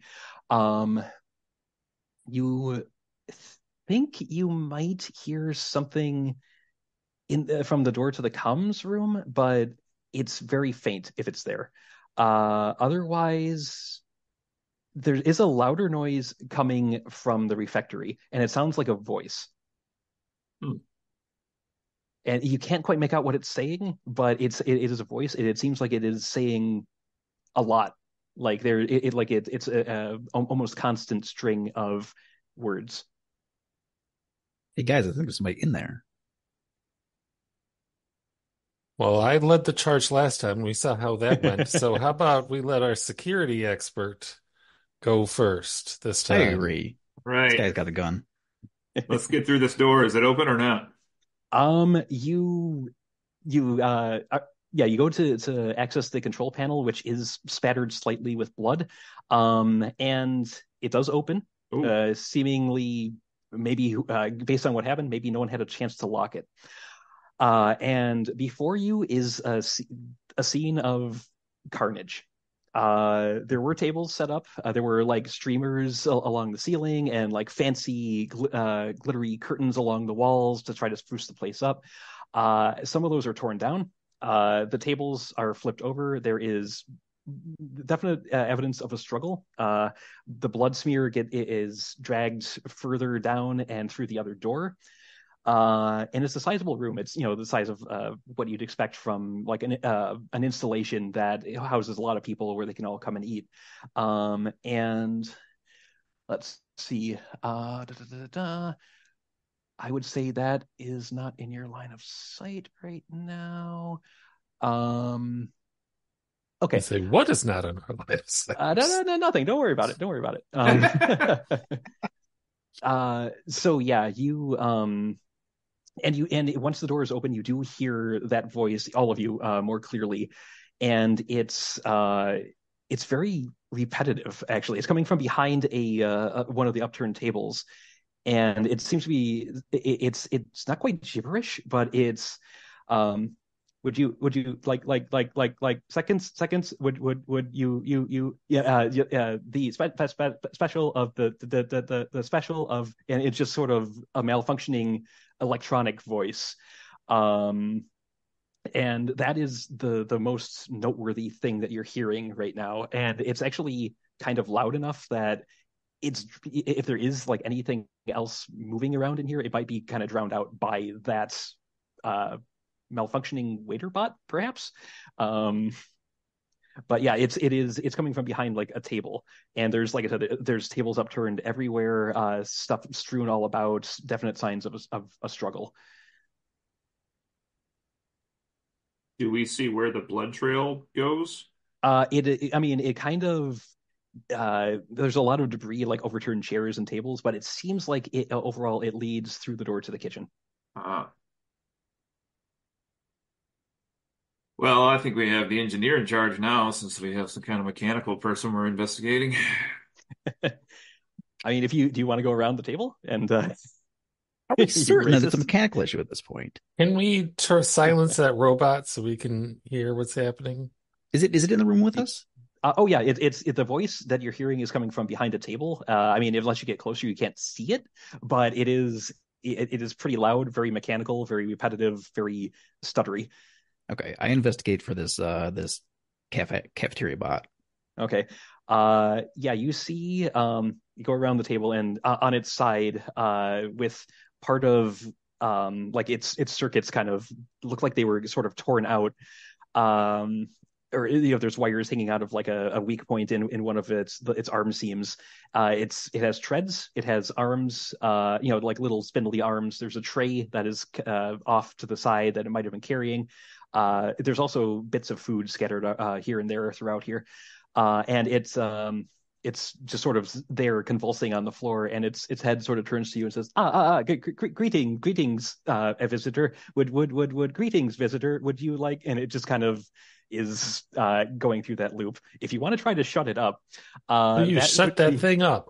Let me see. That would be academics engineering. I would say that would be a hardware electronics role to see about just like shutting it off, because you can tell by looking at it this isn't a sentient bot. It's like a mass produced like just servant AI that doesn't really have any self-awareness. It is just a machine that does its task, and yeah, so any moral quandary you would have about ending this thing's life or whatever, you probably don't necessarily have to worry about that.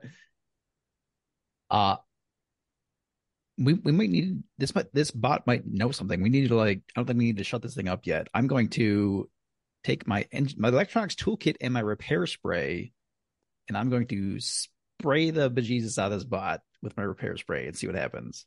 Okay. So give me if you're trying to like the spray is a fairly easy check. I'm not going to make you roll for that, but in order to like get the wiring back in and reconnected before you spray it, that would also be hardware electronics, because you're trying to repair this thing. You're trying to get it back as in one piece as you can before you seal it up. All right, I'm gonna roll Okay. 63 out of 70. Okay. Yeah, it's like I said, it is sort of, twitching and flailing around on the floor, but you do manage to get the wires, patched back in as best you can. You get the tear sealed up, and once you reconnect the wires, it does sort of it stops its stuttery delivery and freezes for a second. And once you get it sprayed up and whatnot, it says, "Oh, assistance, if you would please. I seem to have fallen." I help it up onto its treads. Okay, so yeah, it's and again, it's lower gravity here than on Earth, so it's even though it probably weighs a bit, it's not too hard to get it righted again. It's like, thank you, thank you.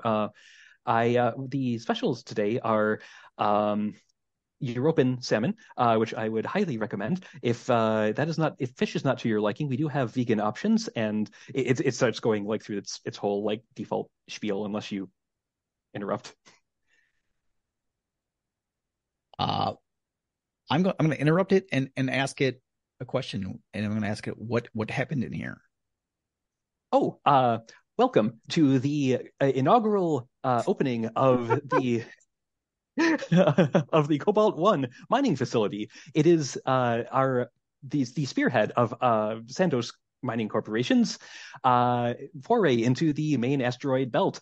Please, if you would observe the decorations we have put up for your pleasure and edification.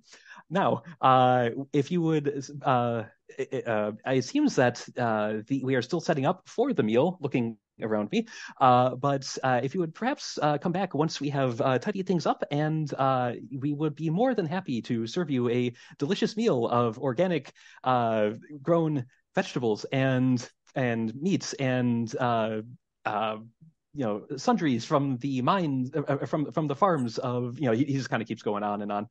Uh, you get the impression it has a little awareness, but it is very much set in its instructions. And it goes about once it's delivered its spiel, it starts to like pick up tables and oh dear, and sort of picking up chairs and getting them situated again. And All right, can we find an off switch for this thing? you, it depends. Is Brett willing to shut the That was the me bot? talking. That was me telling Brett. Yeah. Yeah, I agree. I think this thing's not very helpful. I'm just going to shut it off. Okay. And now that you got it in working order again, yeah, you're familiar enough with this model that yeah, you know where the off switch is. So you go up behind it and flick that and it just goes and it was cleaning up, just Actually, wait, should we send it into the pantry to get us something? Ooh, that's a good idea. We should order the food. Yeah, let's order something. Right. Okay. Okay, I you turn turn it it back back on. Yeah. Okay, so Some of that Europa fish. welcome to the Cobalt One mining facility, the spearhead of the Interrupt. starts launching it. Yes, sir. What can I do for you, our esteemed guests? I'd like some of the fish. Europa fish. Yes, the finest European salmon. Yes, that I believe our chefs should be preparing it right now. Would you like anything to go with that? A drink, perhaps, or perhaps a side of soul grown, soul being like the star, grown potatoes and carrots, sautéed with thyme and rosemary. Sartreinian vodka, please. I see you are a man of discerning tastes. I will see what I can do, he says. It turns back to Dave, who did put the food order. Would you like those sides? Just a Dr. Pepper for me, please. I do believe that corporation survived the fall. I will see what I can do. And so it turns and goes through. Its treads slip a little bit in the blood that's smeared on the floor, but it opens the door to the kitchen and goes in. And there's a pause, another pause, and then from further back, you hear just this commotion, like stuff being thrown around and just like loud clangs and thuds, and then silence. Well, this has been I think fun. This is 5-star restaurant here, guys. Well, there's nothing in here. Where else should we go? And All right, Bo Jiden, you're up. Okay, well, there probably isn't anything in here we can use either, but maybe in the kitchen, if nothing else, we could find a nice butcher's knife for you guys to have. Let's try mm, to get in. Let's go in the kitchen. okay. All of you or just you? I'm for sure. I'll leave it up to them what they're doing, you know. Okay. I I'm gonna will. hang back. Yeah, yeah, Okay. we're gonna stay. All right. You So bastards! security I'm officer gonna sit Jiden. down at a table even. Security Oh, officer Jiden. Okay, you advance on the kitchen and you saw the robot open the door without too much trouble. So you press, the keypad on the side and it slides open and this place is also kind of a wreck.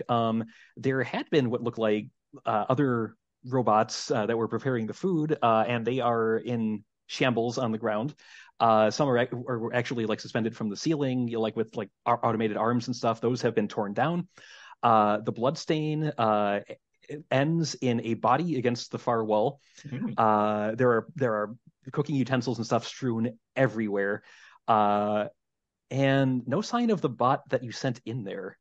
You see the faint mark of treads that lead into the door to the pantry, and the body. Um, Give me an investigation roll. Don't mind if I do. It's not going to be good. Don't mind if I do. 31, Okay, and your investigation is 20. 20. Oh, I could flip it though. you could. I'll flip it.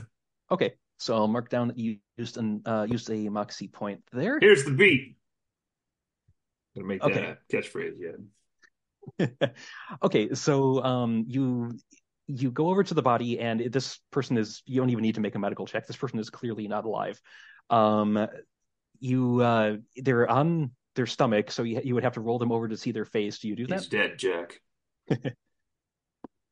Do you roll them over to see if you recognize the Yeah, I want to see if okay. he's one of the people from the manifest or Okay. the roster.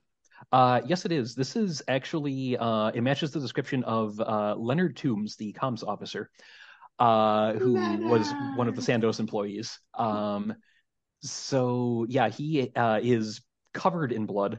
From what looked to be, even to your untrained eye, bite marks, like along any exposed stretch of skin. Like pits Ooh, have been kind of torn. Like it's not just like bite, it's bite, rip. Like he is, you're not exactly sure if all the bites killed him, if it was something else, but he's dead as a doornail, and just lying in a heap against one of the walls. hey. And were you trying to be quiet while you were doing this, or were you just like kind of lifting him about and Um, Quieter side, probably, yes. okay, do give me, since you were so curious about this skill earlier, give me an infiltration roll. Tell me what you get.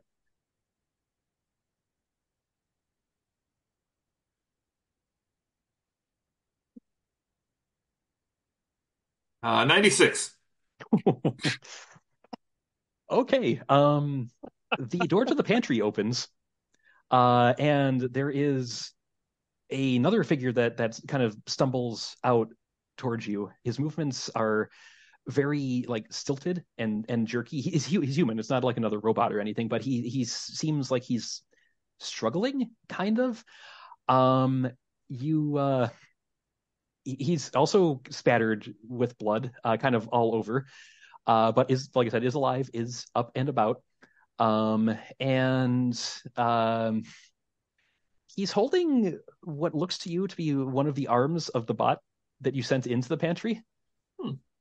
Um, and hang on, I'm reading the wrong person.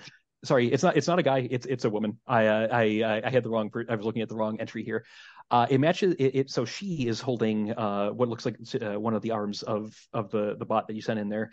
And from what you can tell, under her mussed up hair and the blood kind of smeared across her face, this looks like it might be Amanda Chen, the Fajing representative that was sent here, and she's whereas the first woman you found, her eyes looked like terrified and just beside herself.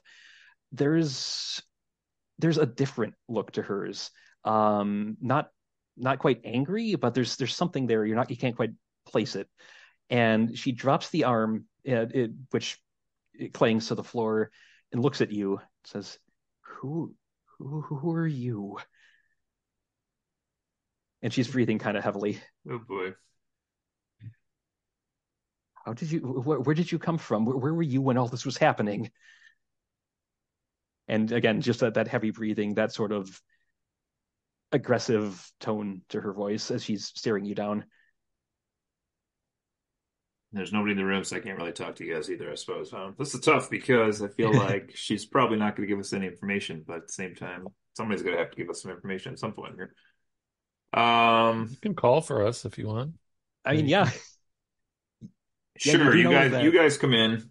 Hey, come over here. I found two people, really, doing all the work here. When you call out, Oh, fuck. she makes a noise almost like kind of a growl, but she doesn't lunge at you. She backs up a little bit. She's like, no, no, no, no. There's more of you. No, no. This is mine. You can't. This is ours. You can't take this. You go away. Leave us alone. And Okay. as she starts talking about we and us, like something in her eyes changes again. Like there's almost like a slightly unfocused quality. Okay, I tell her, Amanda, we're here to help, to find out what happened and to help you. she she kind of laughs and looks at all of you. You help? No, no, no. You're here to just take everything. You're here to. This was all planned, wasn't it? You led us here. This all happened, and now you're trying to not even leave us with what we had. No, no, no. You're not here to help. She says, and she's backing like towards the pantry. She picks up the robot arm again, and she's like kind of holding it out in front of her. Not quite brandishing it, but holding it between her and you guys. And the kitchen it's sizable, but it's still, I mean, with all of you in there, it might be a little cramped to try and maneuver if you wanted to lunge at her, just FYI. Do we know anything about her personal life? Normally I would say, okay, I'm going to talk about a bit of the game mechanics here that, because you're so isolated, I'm going to say they don't technically apply. There is something called the mesh, which is sort of like a broad term internet, where it covers large swaths of the system, but out in the main belt, it is a bit spotty because everything is so distant from one another. Normally, you would be able to access the mesh and maybe bring up something about her profile and what she did at the company, what her track record was, that sort of thing. But since you're isolated, you're kind of cut off from that. The bio that you were sent would have basically said that she is a Fajing liaison. That company in general is known for being kind of insular. I mean, they'll do dealings with other companies, but they're very much we do things our way or they don't get done at all. So that she is representing a group that is very much they want to be in control of the situation. But if you get them on your side, they're worthwhile allies to have in terms of business and stuff. Whether she toes the company line that strongly or not is not really laid out in the briefing you were given before you guys headed here. Okay, then I think I'll just say, listen, it's clearly not safe here. We have a ship. We can get you to safety. Will you come with us to our ship? Give me a persuasion roll. Okay, can I do the first impression thing as well? You can, yes. Okay. Though she is clearly in like a sort of hostile or unfriendly, uncooperative state. So I'm going to say that it would also be a -10 to that. So it kind of balances itself out. Okay. So yeah. Well, then I fail by 1. I'm sorry. You know what? No, I'm going to moxie it. I'm going to moxie it from a 41 to a 14. Ooh. Okay. So it's another one there. Moxie. Okay. So she her head whips over and she looks at you and she still has the arm, but she's like, how can I trust you? We've been stuck here since everything went wrong, since everything went sideways. No one came, and now you're here, and you're just going to whisk us away, and everything's gonna be fine." She says, "How can I believe that?" She has lowered the arm a little bit, but she is still holding it, but she doesn't seem like she's about to like necessarily, be combative in right away at least. Okay, I'll say we don't understand what happened here and we want to learn what happened here, but our first priority is to get you to safety. Okay. Uh, he says, "Shut up, shut up, shut up." Uh, okay. So you really don't. You're as in the dark about this as we are, she says. That's right. We haven't gotten any communications. We lost contact with you. We were sent to investigate and to help in any way we can. Uh, I, you've seen you must have seen the blood, she says. Yeah, could you not see that it's everywhere. Shut up. I'm telling them, shut up. Um, they're here to help. Shut up, she says. But um, what can you do to help? I mean, we don't. I I don't know if it's even safe to leave. I don't know what happened while I was out, she says. How how long have you been stuck here like this? I my muse says it's uh 40 some hours. It's what the fuck took you so long, she says.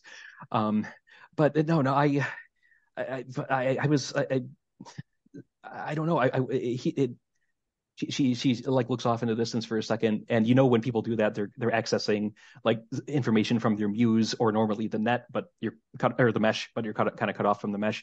She says, my muse says it's been about maybe 26 hours since I came to, since we came to. Who else Um, is who else has survived? Who else should we be I looking for? I don't no don't talk about the other, don't talk about the other, she says. Just shut up.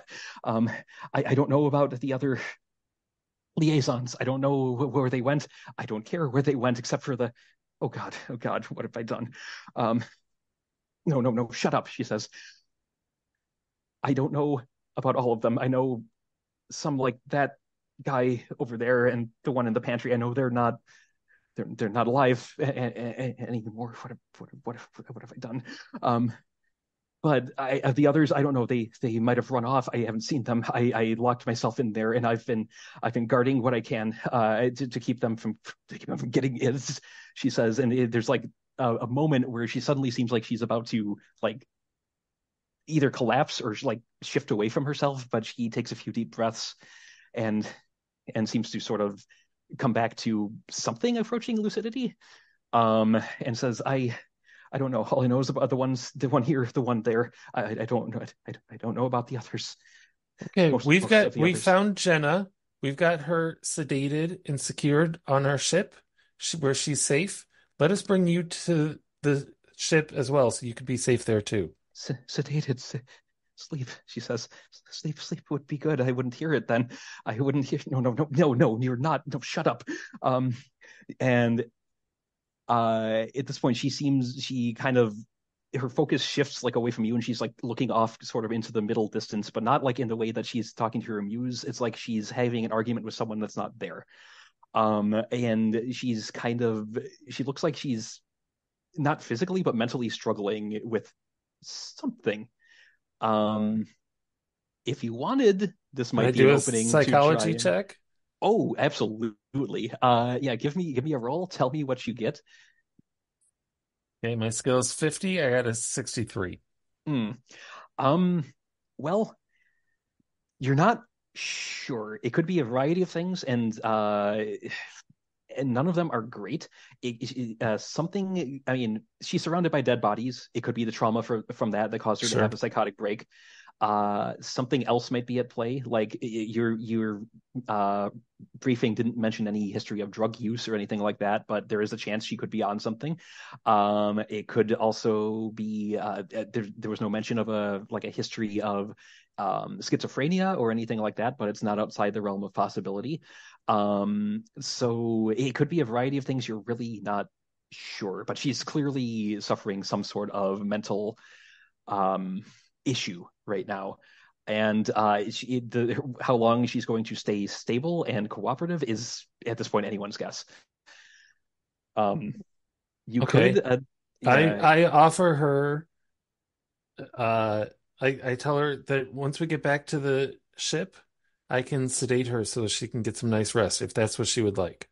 uh, I that would be nice if it'll let me.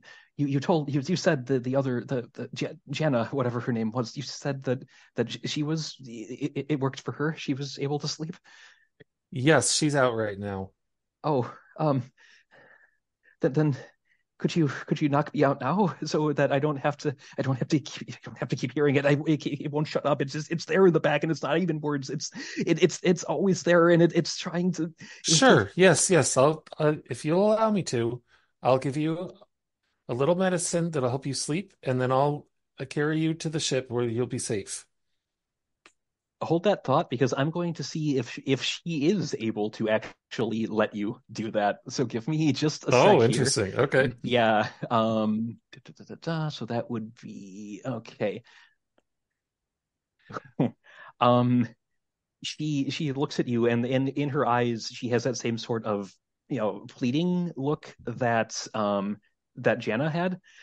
But as you get close, all of a sudden there's this she bares her teeth and opens Whoa. her mouth like really wide, and this that same sort of like gurgly growl comes from her throat. And she looks like she's trying to there's like a bit of time where she seems like she's trying to fight back against it, but then she looks like she's about to lunge. This is initiative again. So Okay. and this is slightly tight confines, so we'll deal with that as it becomes an issue. Let's see, That's 82 for mine. 82. Okay. I am at 126. Ooh, okay. 126, and let's see. Cody. Literally rolled a 1, which is impressive. So Normally that would be 51. normally a one would Yeah, be a good thing. That would be not the about as time I wanted to use that roll. Darn. so let's see. The person who goes first is Brett. I'm not sure exactly where you were standing, like if you were still hanging back towards the entrance or what, but or if you were like in the thick of things, or you tell me. I was in the middle of the room. Okay, so I would say, yeah, you would be able to get to her if you wanted to do something like to try and restrain her or hit her, or you would be able to back away a bit. But I would say there's that body that's up against the wall that would be kind of in your way if you wanted to back up too much. I reach for my wrench, but accidentally grab the flashlight out of my gear and I shine her in the eyes with it. Ooh, Okay, let me see. Ooh, what would that be? interesting. Um, that would probably be. See, you're thinking outside the box with stuff that there aren't exactly rules for, which is fine. I like that. I just need to figure out how to resolve this. Um, so that would probably be give me this isn't a skill, but there you have a stat called COO coordination. Give me a roll against that value times two. So because you're not actually trying to hurt her or anything, you're just trying to hold a light steady. COO, like I said, means coordination. Mm. That's just how well you can manipulate things. So let me know what you get. Okay, so my value would be 40 and my roll is 98. Ooh, okay.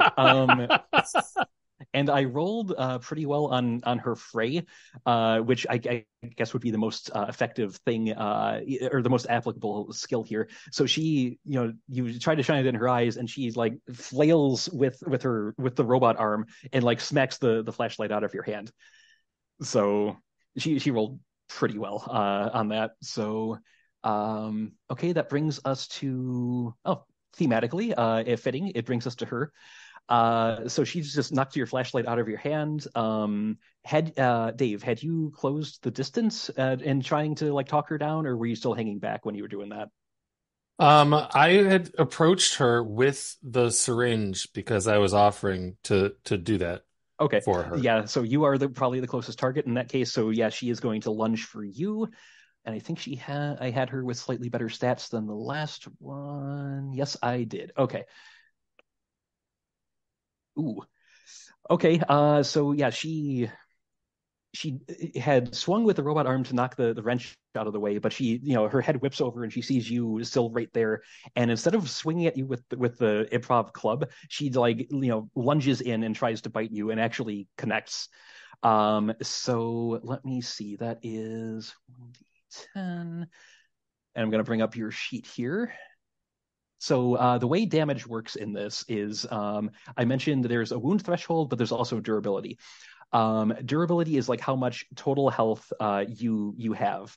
Or I mean, I'm sorry, durability rating. Durability is like a slightly different stat. Durability rating is how much damage you can take before you like collapse. Okay, And that is DR on your sheet. I see. So, but I think on yours you have a wound threshold of 6. So if he deals 6 or more damage, you would get a wound of a sort that I will detail if that happens. Okay. And so she lunges at you, and let's see. You are also wearing the vac suit, which it has an armor value of 5/5. That's how much damage it resists for kinetic and energy weapons. So that's what that Okay. means.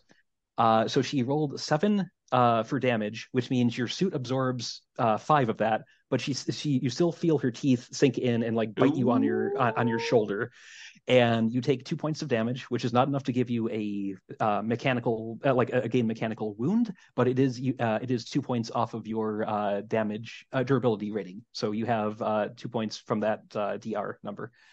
Okay. And okay, so that was her. And let's see, that brings us to fittingly, it brings us to you, Dave. So she has just lunged in and bitten you. You still have the syringe. You can attempt to stab her Yeah, with it. I'm gonna Okay. try to use the syringe. What did we decide that was? Was that Considering medicine? yes, with like a penalty because she's That's flailing right. around. So Okay. medicine -10. Okay. So that would be a 50, and I got a 72. Mm, man. So We yeah, are you good at this. the good news is it wasn't a critical fail, so you didn't drop the syringe or anything. But it makes sense. She just like bit you on the like between the neck and shoulder. Yeah. So yeah, so you flail and you miss. Which brings us to our slowpoke security officer, Hey guys, what's Poseidon. happening? Oh God! Oh, there's so much blood. Whoa! How old are you, Bo Jiden? I am Some might 55. say you're too old for this How old are job. you guys out of curiosity? I was gonna ask that earlier. I am 32, according to my 35. sheet. How old, Now, Brett? mind 35. Oh. Now, mind you, in this world, you can be like 207 and still have the body of a 20-year-old if you decided to like sleeve your I'm consciousness a into spring that chicken. body. So age doesn't necessarily mean as much as you might think it does in this. Just FYI. But yes, what were you doing, Cody? Or Bo, rather? I hate to do it, but I feel like this is getting pretty dangerous here. So I'm gonna bust up the gun and take a shot. Okay. Bo, no! Oh Bow yeah. nose. All right. So give me. I do believe that is kinetic weapons. So give me, and you have a specialization in pistols. So add. So that makes the target you're aiming for instead of 50, that makes it 60. Okay. 7.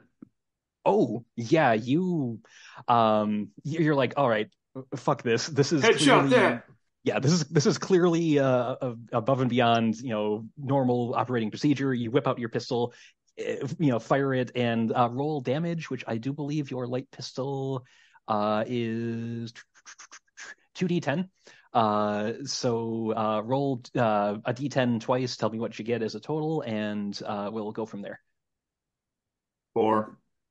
Or oh, that is not a great roll. Well, it's just a Um, light gun. I mean, it's not a heavy gun. True. I mean, true, but still. Okay, so let me mark that down on her. If I can find her on here. There we go. Um, Not enough to give her a wound, but enough to make her jerk back, and at least her teeth are no longer That in. wasn't a critical success with that low number. Crits are doubles. Making I sure. will Okay. say, what was the total number you rolled? Now or the first time? To hit Was 17 or something like that. 7. 7. Oh, okay. I will say with that much margin of success, I will give you. I actually, yeah, that should count for something. I'll give you an extra 5 points of damage because Woot that woot. was a good shot. That was a very good shot, which is also enough to give her a wound. So yeah, whip out the pistol, and I'm not sure if you were. Well, you didn't say you were aiming directly for her head, so you just aim at her center of mass and fire. The bullet, hits her high up in the chest and knocks her back a bit, and that does give her a wound. So she is bleeding right now, and that will impact any rolls she has from here on out. Mechanically, wounds subtract 10 from every skill check you try to do until you get them healed. So, all right, that is that round of combat. Roll another initiative. Tell Hey, me Dave, what you I think did. you should talk to her again now. Now that I very cleanly blew one of her pinky toes off with a fantastic shot. I got a 117. 117. Okay.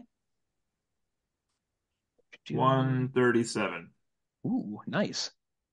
Okay. 75. I'm still looking for my flashlight. Hopefully, it didn't roll under the body or something. See, so it's that minus 10, so she has 93. Okay, so that means the first up is Cody again. You can just keep blasting away at I'm going to this. shoot again. We're going forehead this time. Oh no! Okay, You so still that want is to save her? Yes, let me sedate her. I will say I already shot her once. that is a called shot. So called shots Oh no. do incur a penalty. Um, so let me see. That's what Range. you get, big talker. Getting this right between the eyes, baby. Attacker I in think he's melee Babe combat, Ruth over here. extreme That's right. range, indirect fire. Oh, where are you? I know you're in here somewhere. Aimed shot. There we go. Nope, that's the opposite of what I'm looking for. Prone. Oh, come on. I know you're right here. Here I am. I know there is a roll for it. I'm not seeing it in the place where it should be. So I'm going to say it's since you're aiming for the head, I'll say it's negative 20. Ooh. So you do have a plus 10 with your specialization in pistols, so it only comes out to a negative 10. So your target number is 40. Still possible, and you do still have Moxie. And keep in mind, even for this, you can decide before you roll. You can roll a Moxie to get just a regular success without rolling. But you have to do it before you roll dice. You can't just say, "Oh no, that wasn't actually a failure." That's So it's up to you. You can try to go for a crit. You can try to go for a good shot and save the Moxie. You can just spend the Moxie now. Up to you. You can call off the called shot. It's your choice. We're going to keep it, but I'm rolling for it. Okay, sounds good. 78. Ooh, and even flipping that wouldn't help. Yes. Except So- flipping it's 87 and 187 is my security number. Bonus. Well, on the upside, it wasn't a critical fail, which would have been doubles. So yeah, that shot goes wide, unfortunately. But you did have your medic call out, "No, don't do that." So there's that. That's what distracted me. There we go. Yeah. Well, good. Speaking of, Dr. Pepper, you're up. 2 bullets Okay. gone. I'm trying with the syringe again. Okay, so yeah, give me a medicine check. She's no longer essentially she got hit and she kind of jerked back a bit. She's not directly like on you right now, so I would say that would just be a no, she would still be resisting. So yeah, it's still negative 10. Still negative 10. Okay.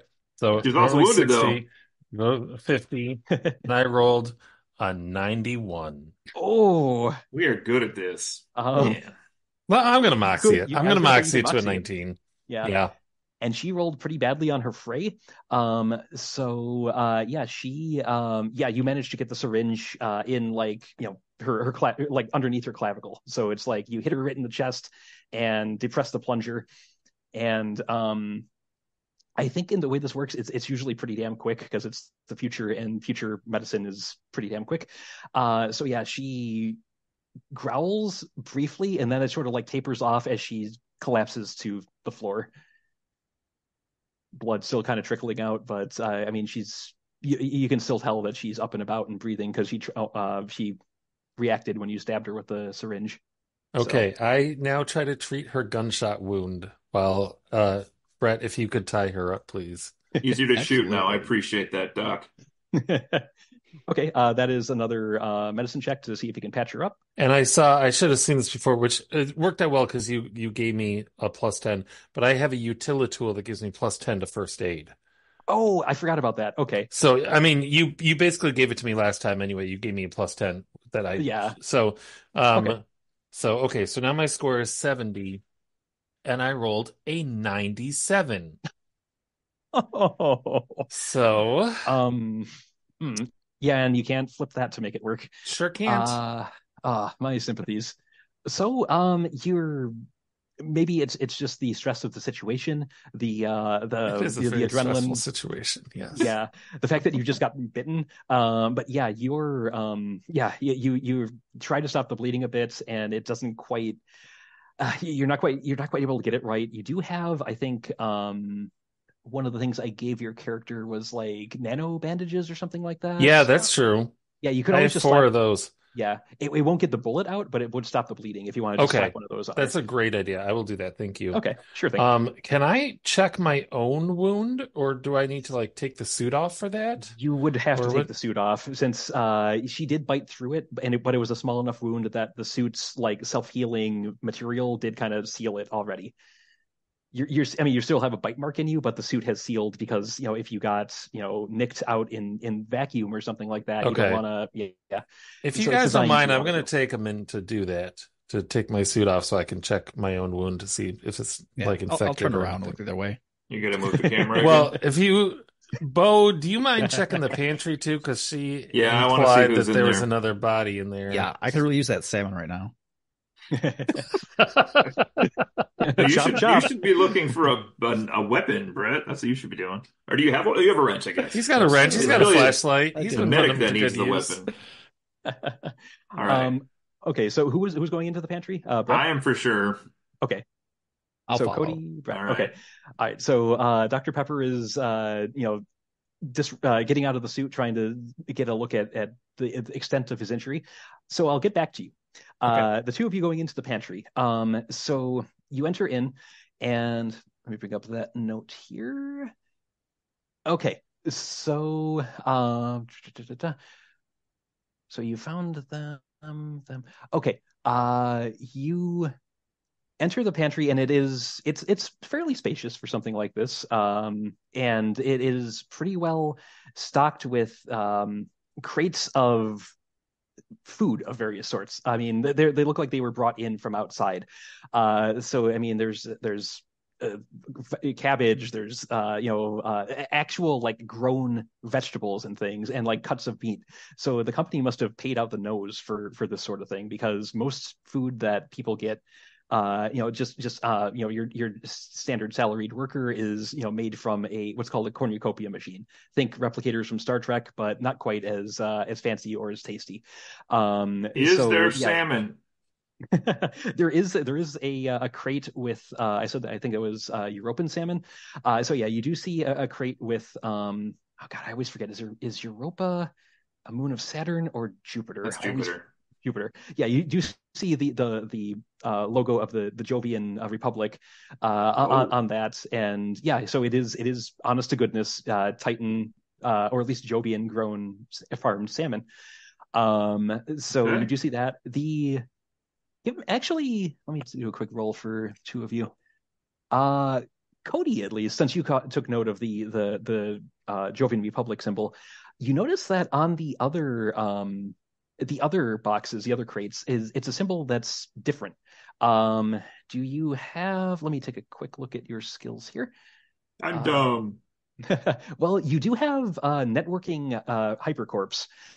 So give me a roll on that to see if you recognize the symbol on there, because it's I do have that, whatever that is. yeah, it's basically like a knowledge skill. 48. 48. Nope, that's above your 20.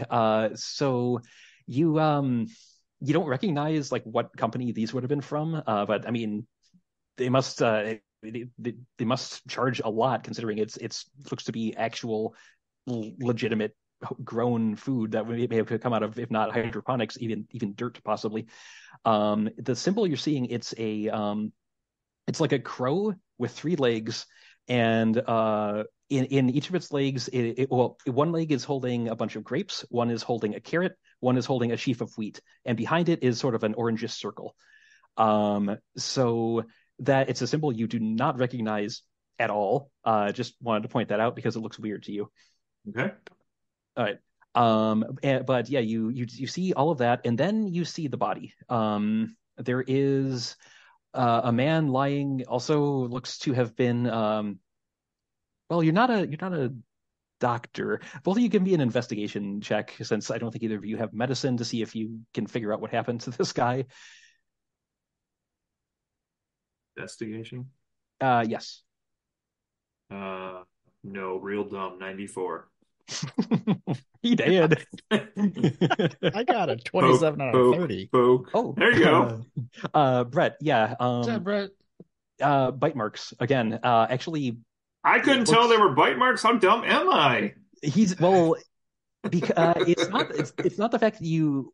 I mean, if you had seen them before they got as extensive as they are, he looks like he's been partially eaten. Hmm. Like clothes ripped, and like when you look at the edges of the wounds, yeah, Brett, you can see that it looks like tooth marks. But the rest of it is all just like he's not quite been stripped of flesh, but parts of him are missing. Not like Rope entire and arms. salmon is people. But most of his face is intact, and this appears to be let's see, what was his name? This appears to be Roshan Gupta, the representative from the Autonomous Alliance. But yeah, he is torn apart pretty much. And yeah, it's you see, like I said, the food itself also looks like it's been I will say, Brett, yeah, you rolled well enough to notice that the crates they weren't always open. It looks like they have been forced open. Like you see like broken bits on their corners and stuff, and parts where they're dented, where it looks like somebody forced their way into them. And looking at the produce inside, yeah, it's been gnawed at too. Not like rats, but like human-sized bites. I think this guy's been in here this whole time. It's entirely possible. But I mean, with him being dead, you can't really ask him. You could try. I mean, you could always try. Wait. You use my seancing ability? Just kidding. But yeah, you've got a corpse, you've got a bunch of partly eaten food from an unknown source, and back to Dr. Pepper. So at this point, during them poking around in there, you've seen, you've managed to get the suit off to the extent where you can sort of look in a reflective surface in the kitchen and take a look at the wound. It's not terribly deep. It hurts. I mean, because you've never really been bitten before by someone who actually meant to do you harm. But yeah, it looks red, like kind of inflamed, but that you expect that from a sudden puncture wound. It's but otherwise it feels like it just feels like you are cut somewhat badly, but Okay. it doesn't look like it's not immediately oozing pus or anything, if that's what you're looking for. If you want to do a medicine check to see if there's any other symptoms that come to mind, go for it. Yeah, sure. Might as well, right? Yeah, go for it. Would this be first aid or not really? This I is would more say of a so. knowledge. Yeah, okay. I mean, yeah, if you're trying to patch yourself up, especially, yeah. Okay. Jesus Christ. 92. The worst doctor. I'll use another of my nano bandages, I guess. Okay. Since I am an idiot. Yeah, it like I said, it stings a bit, and yeah, but any bleeding there was is stopping with the bandage on there, and yeah, it's and the bandage is small enough you'd be able to get your suit back on over it without any issue. Okay. Yeah. So, I think I've but seen yeah. this movie with the Three Stooges. Yeah, right. Hey Mo, pass me some of that your rope and salmon, would you? All right, I'm gonna take her back to the ship. Does anyone want to come with me? Or are you guys gonna Yeah, have you investigate some have you more two come stuff? out of the pantry yet, or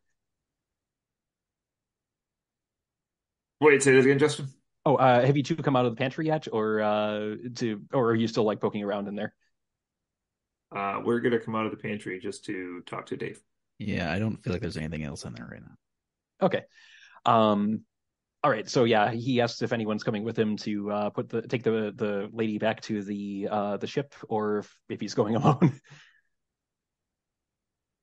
Either way is fine. I'm just Well, Mike's just definitely dead by now, so this is tough. yeah, let's radio Mike. Can we radio Mike real quick and see how he's doing? Sure. Yeah, you're within radio range. And he picks up. Yeah, hello. How's it going down there? We got another one coming your way. Oh, What's all right. what's the Same status of same Jenna? situation. How's Jenna doing? Any sign of life She's. from her?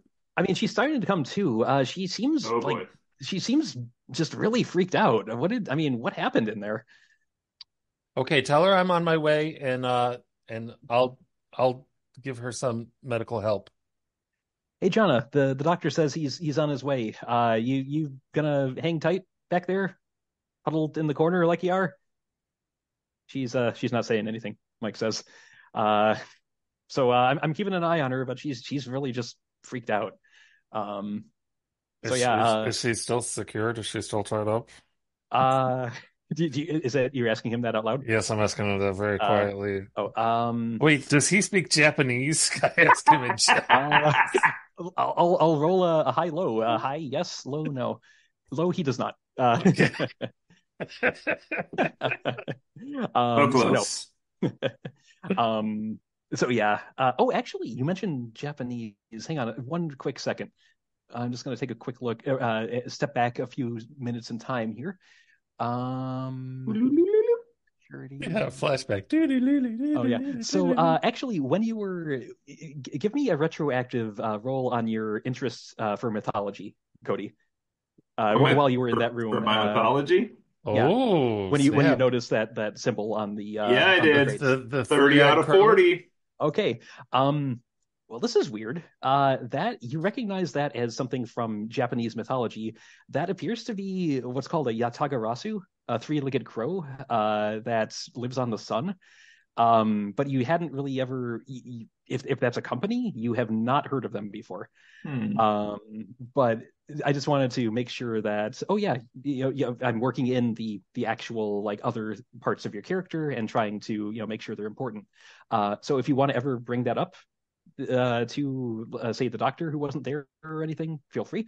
I just wanted to Okay. let you know you recognize the creature, if not like the company it represents. So Man, I'm a diverse dude. I also have archaeology and sculpture.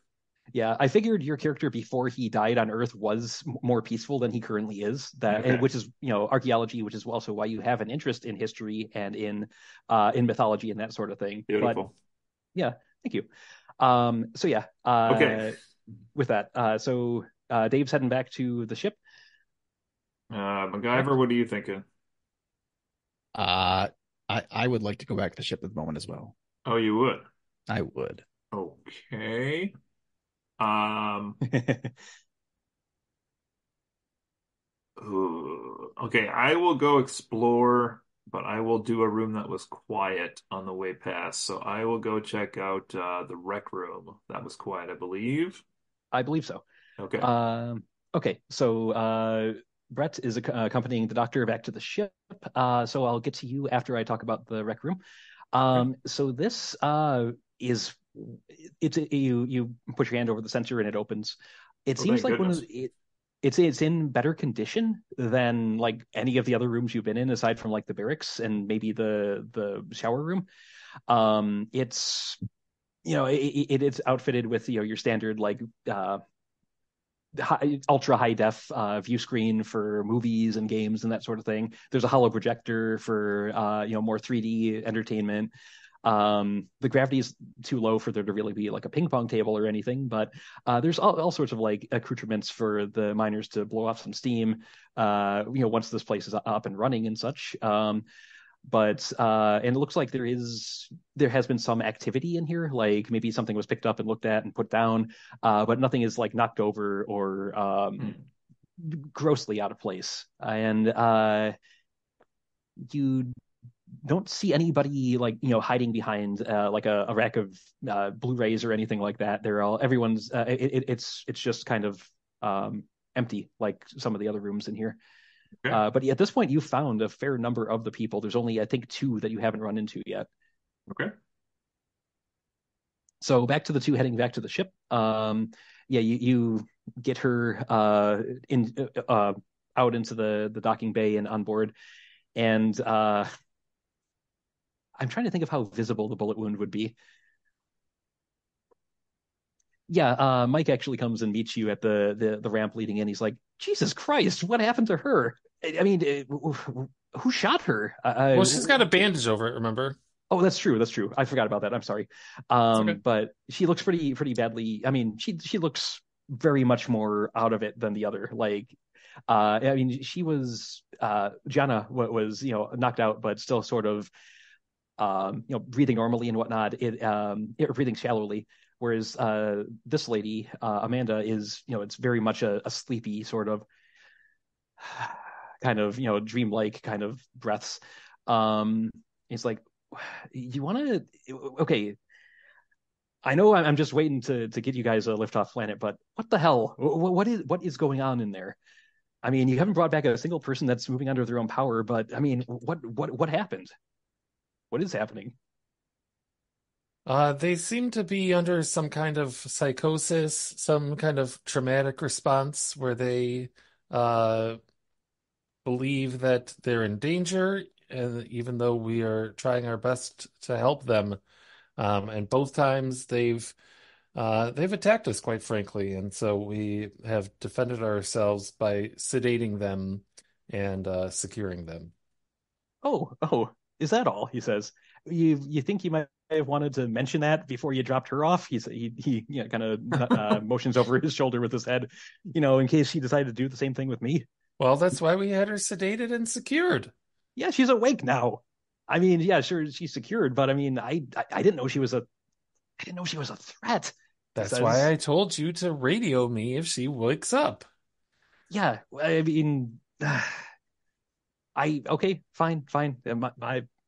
That's fine. I know to keep a better eye on them now. I just figured, she was restrained. I didn't think much of it. And when she woke up, she was very, very, I don't know, meek, I guess. Didn't want to really be anywhere near me, which, I wish I could say I wasn't used to that reaction from women, but, Have you heard, and this is just a minor detail. Have you heard sure. any gurgling by any chance? Has she done any gurgling? Just out of the blue question. I mean, now that you mention it, I mean, she had been kind of like muttering and crying to herself and stuff, but I just, yeah, some of it did sort of sound gurgly now that you mention it. Is that I mean, what do you think this is that part of it? He says he kind of like does a motion by his head is like the crazy. No, I'm sure it's nothing. It's nothing. I'm sure everything's okay. Don't worry No, about no. that. I mean, should I be like you're all decked out in a vac suit? Should I be wearing some sort of respirator here? Is this a disease? I mean, what the hell's going on? No, like I said, this is simply just a response to trauma. Whatever these people went through, we're getting it sorted out. But we need your help in the meantime to make sure that they're safe on this ship. Yeah, all right. I mean, yeah, I'm not going to bug out on you or anything. Don't worry about that. But fuck's sake, I mean, I didn't sign up for some sort of like weird, space madness sort of crap here. Uh, but yeah, just dude, you got me. I'm getting the heebie-jeebies here. Just hurry up with the rest of this, he says. But I'll look after him. Don't worry. But I'm getting a little antsy. Yeah, I don't know about this, Jack. I have an interest in conspiracies. This sounds just like a thing we were talking about at the bar the other day. I get Oh, out some tinfoil out of my pack and wrap it around my head. he says he actually nods. He's like, yeah, see, this guy gets it. I mean, like, I don't know so if that's gonna work. I don't know if that's gonna work over your vac suit helmet, but if that gives you any comfort, buddy, he's like, you no, go no, ahead. but I mean, aluminum foil aside, like, +1 armor. uh, like, but Mike says, yeah, like our armor aside, like, something's going on here. Like, people don't just start getting weird. They don't just start like flipping out for no good reason. Like, I don't know if I don't know. I feel like there's something going on behind the scenes that we don't know about, and the sooner we get away from it, I think the better. I mean, have you found any of the others, or is it just these two? We've found two others who did not make it. Oh, Not our doing, but Leonard Toombs and Roshun Gupta will not be making it back. But we're on our way. We're trying to find Brian. We're trying to find Genshu, and we'll get out of here soon enough. all right. Well, he leans in a bit so that Jana doesn't overhear. What happened to those two that they didn't make it? Uh, we don't know. We don't know at this time. Oh, you're a doctor, aren't you? They're He's The a laughter was out of doctor, character. damn it, not a doctor. Oh, wait. I mean, like, were they shot? Was it pirates? Was it something else? What happened? we don't know. Uh, We were too Hey, busy fighting for our lives, Mike. I'm not getting We're paid enough for this shit, he says. Believe Uh, me, we're doing everything we can, okay? all right, just fine. Get back to it. Find the other survivors, corpses, whatever. Just I want to get out of here. This something's not right. Something's really wrong in this on this rock. Just I agree. Things are not as they should be, but we're gonna be okay. all right, he says, and yeah, he helps you bring the other one in, and then keeps a very solid distance away from them as he's keeping an eye on them. It's like, all right, go. I'll be here. So Brett, I'm gonna kind of whisper to you. Do you think we should go try to talk to Jenna and get some information out of her, or do you think we should go back to where Bo is? I think we should talk to Jen a bit quick while we're here. Yes. So she Okay. seems to be a bit more lucid. Okay, Okay. great. So we'll follow Mike in and we'll try to talk to Jenna. Okay. So she has been sort of curled up in a corner of the passenger compartment, and when Mike came and set the other survivor, Amanda, in along the wall as well. She cringed a little more, but didn't turn around. And when she hears you approach, she's also cringing a bit, but she's trying to make herself as small as possible. It looks like. Um, do you address her, or like Yeah, okay? I just say, "Hello, Jenna. It's me again, Dr. Pepper." Like, She starts and like looks over her shoulder at you. She's like, oh, you're you're okay. That's good. That's good. Um, I am okay, and I'm not trying to provoke you I'm in any way. I'm I'm Like last time, I'm not sure what happened. We're just trying to I figure out what happened here and make sure that I everyone's safe. I'm sorry. I'm sorry. She says it wasn't. You got to believe. Understand. It wasn't me. It wasn't. It was the other voice. The other. The thing that just is always there. It's there right now. It's like it's talking but not talking, and it's trying to make me do things, and I don't want to do them. I don't want to hurt you. I don't want to hurt anyone, but everyone was hurting everybody else, and I just ran. And at this point, yeah. At this point, she looks over and notices the other one. He's like, "Oh no, God! You brought one of them here. That's it's not safe. It's not safe. You gotta." She's like trying to scoot even further, like into the corner, It's okay. and She's knocked out. She's tied up. yeah, She's not going to hurt you. Nobody here is going to hurt you. I, I I'm worried we're gonna hurt you. She We're says, what we're trying to find out what exactly has happened, Jenna. Can you tell us what happened? "I How did this all start? okay. I'll tell you everything I remember. So everything was going fine. I was leading the people from the other companies along on the tour, we got through like the all the major sites, and she did this the stupid friggin' corporate spiel that we're supposed to do, and la di da all that crap.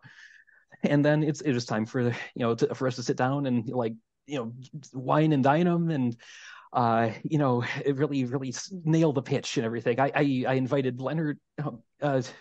Is he okay? I told him to come down for the food and everything. It just because, I mean, he fuck it. He was stuck here doing crap duty too, And I figured he could stand to enjoy a good time. Did you find him? Is he okay? We haven't found him yet, but as soon as we find him, we'll let him know that you're waiting for him, that you're thinking about him. I Whispers to I Jack. hope he's- He was in the one in the kitchen. Yes, I know. Shut up.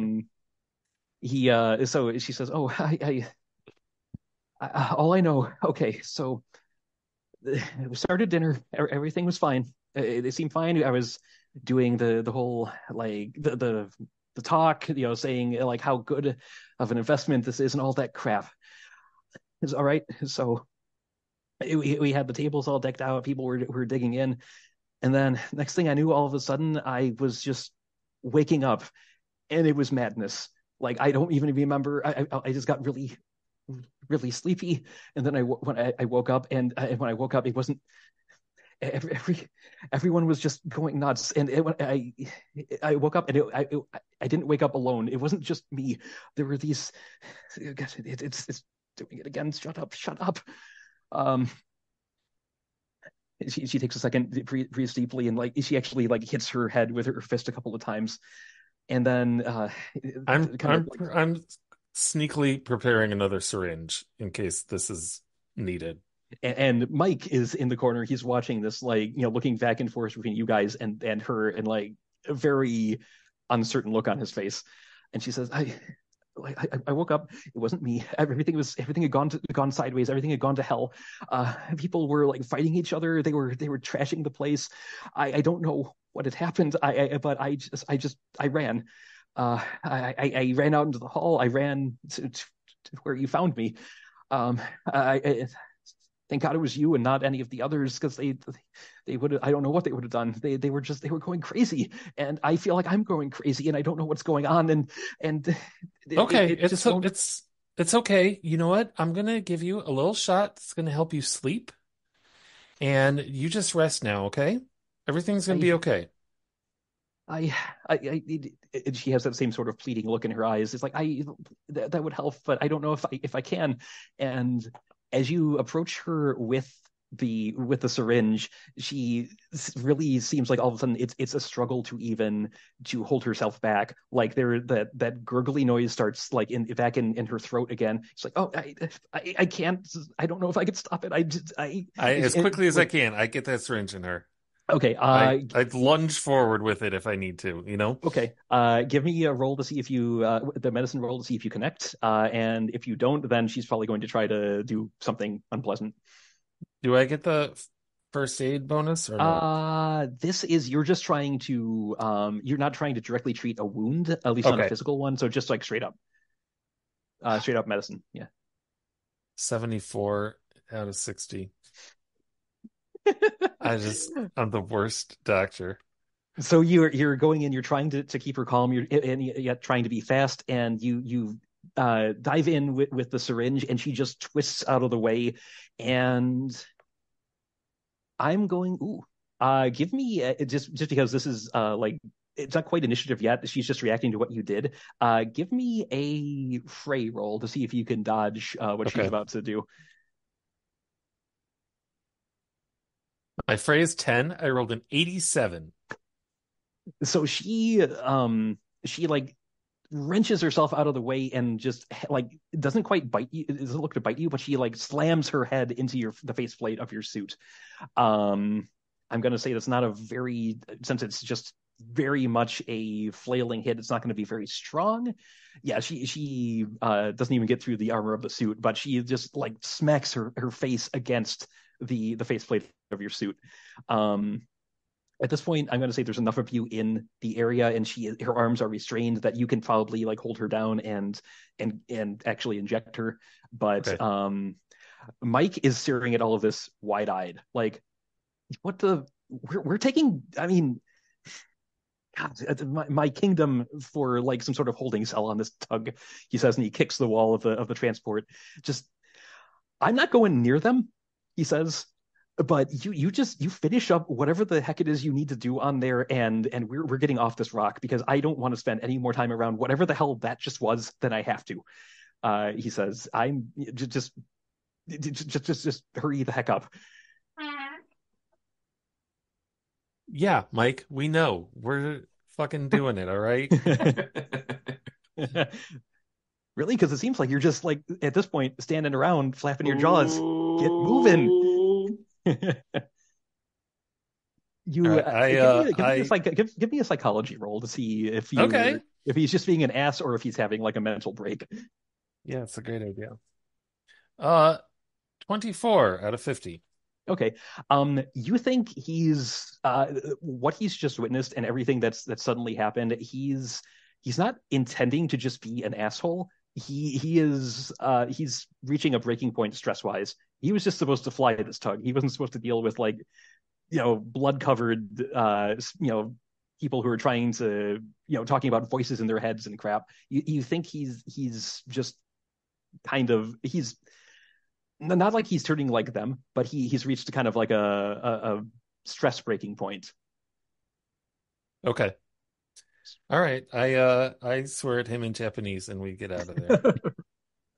Radio call to Mike. He like taps his earpiece. Yeah, tell me you've got better news than these two did. Not really. I accidentally started the 2024 version of Roadhouse, not the 1989 version, but I'm at about an hour in. Are those guys coming back down or? He looks over at you two. He's like, is your friend going crazy too? Because that didn't make a lick of sense to me. Yeah, who would watch that version of Roadhouse? Yeah, agree. I mean, Mike, it's going to be okay. It's going to be okay. We'll be back before you know it. We'll be out of here before you know it. Don't worry, buddy. Everything will be all right. He takes a second and kind of like takes a deep breath, tries to center himself. He's like, okay, just all right. I'll keep an eye on him. Just do what you need to do. Hey, Mike. Mike. When we get back, the first pint of red ale is on me. Mike, right. do you like Americana music? I've got some Jason Isbell on my MP3 player here. I don't know. He looks over at the two that are unconscious right now. If they wake up and that's the first thing they hear, they might go even more nuts. But he does laugh a bit at that, and he's like, "All right." It seems to break the tension a little bit, so he's like, "All right, just I'll be here. Just do your thing." All right, Mike, that one over there is a biter, if you're into that, just so you know. It's like I said, I ain't going near that. So, yeah, I'll just be sitting over here in this other corner, as far away from him as I can get. Just, still got one corner we can use, guys. Yeah. This up. Yeah, right. All right, we head back. Okay. So, are you still in the rec room, Cody, or have you decided to wait for them in the I wandered back out into the hallway during all that and was getting curious about this supply closet, but I haven't looked at it yet. Okay. While the supply closet's fairly close to the door to the comms, and I'm rolling better for you guys than you are. You hear movement in the comms room. Oh shit. Like maybe someone is like near the door. I mean, the door is still closed, but as you're like going towards the supply closet, you hear like the shuffling feet, excuse me, or some sort of like sizable movement in that room.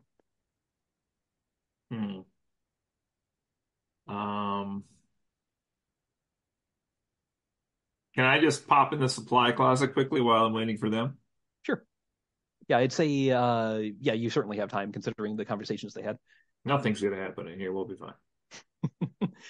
Okay, so you actually you go to access that panel, and it gives you like not like an error message, but it's like locked, authorized personnel only. And you, not being a Sandoz Corporation employee, would not know the passcodes to get in unless you want. Unless did I give you anything in InfoSec? You could attempt to like brute force your way through if you have. He Nope, I saw did Brett not. try 1 2 3 4 5 before. He knows the password. Yep, and I did not give you any skills in InfoSec, and that's a skill you cannot default on. Defaulting means you would roll the if you don't have that skill, you would roll whatever trait it's associated with. But that is one of the ones with an asterisk by it, which means you have to be trained in order to use that. So you cannot Very get into good. the supply closet. Yeah. I'm waiting for these guys then. Okay.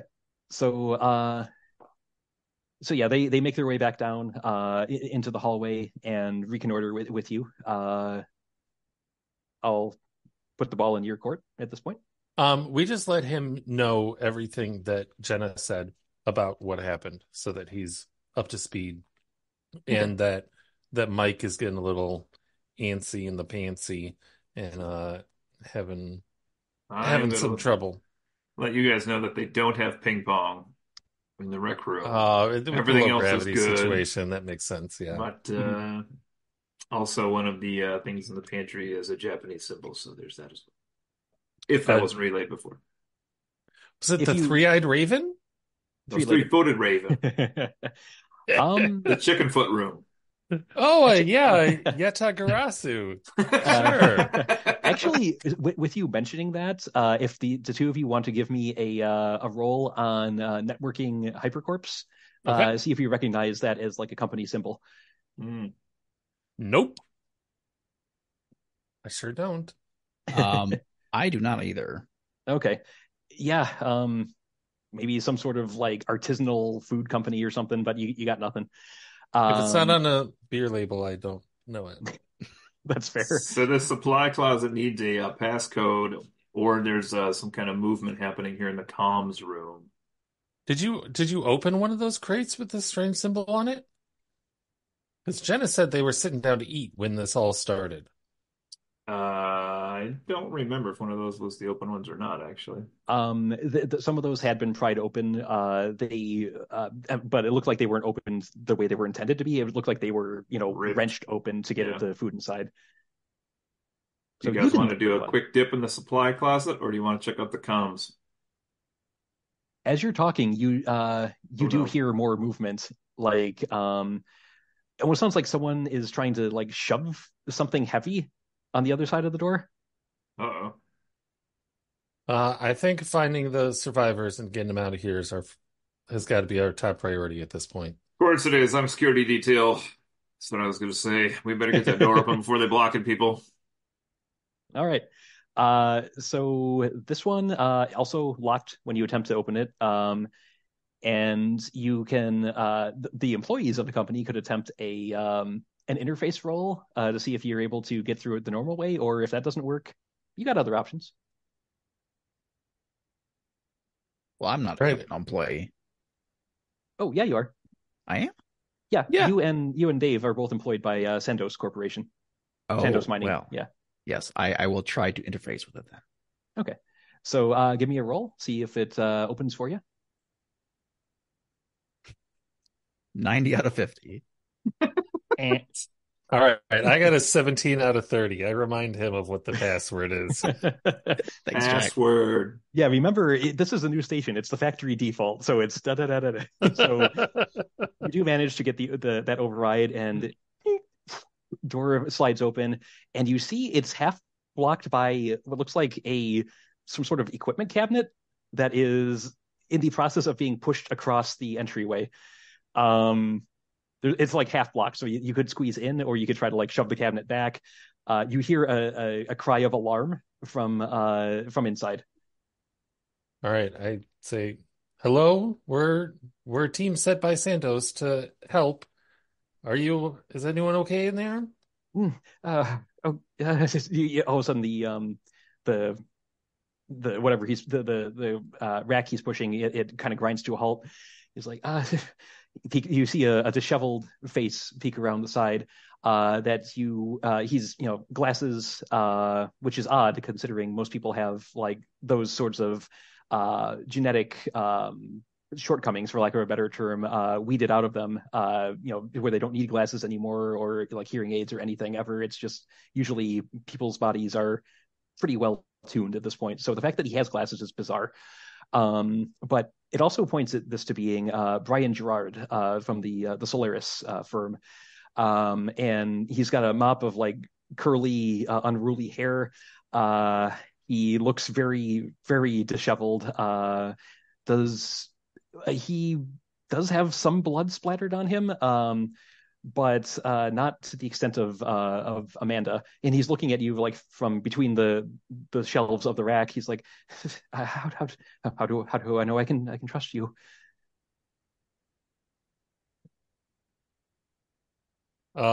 We were sent here to help. We've already helped Amanda and Jenna get back to the ship safely, and we want to help you do the same. I I heard gunshots. At least I think I heard gunshots. How was that helping? Considering We you did fire. Yeah. we have been attacked, but we are trying to help however we can. I I um promise you that. I don't know. I mean, the attack. I believe. I certainly believe the after after that other guy came after me. I thought we were safe in here, but we weren't safe. He went crazy, and I oh God, Who said? Who came after you? Who attacked you? the he stops and thinks for a bit. He's like, no, yes, I know he tried to attack. It's not helping. It's not helping. It was the one from the one from Pathfinder. I think the short Japanese man. Watanabe? I think I don't know. It's thoughts are not easy, right? Do you It's know like where he Japanese is now? great. he's he pauses a bit. Give me a persuasion roll. Okay. And I do first meeting? Sure. Okay.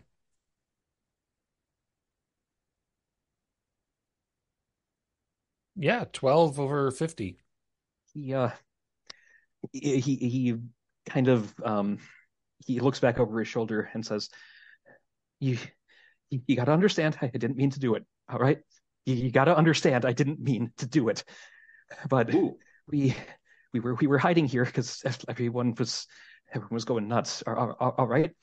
And we thought, okay, maybe we could get a signal out. We could contact someone, but the comms officer wasn't here, right? So we started hearing screams and whatnot. So we locked the door and we tried to figure out the controls. But since we were not company employees, it wouldn't let us do anything. It wouldn't let us get a signal out. It wouldn't let we saw communications trying to come in. It wouldn't let us authorize those either.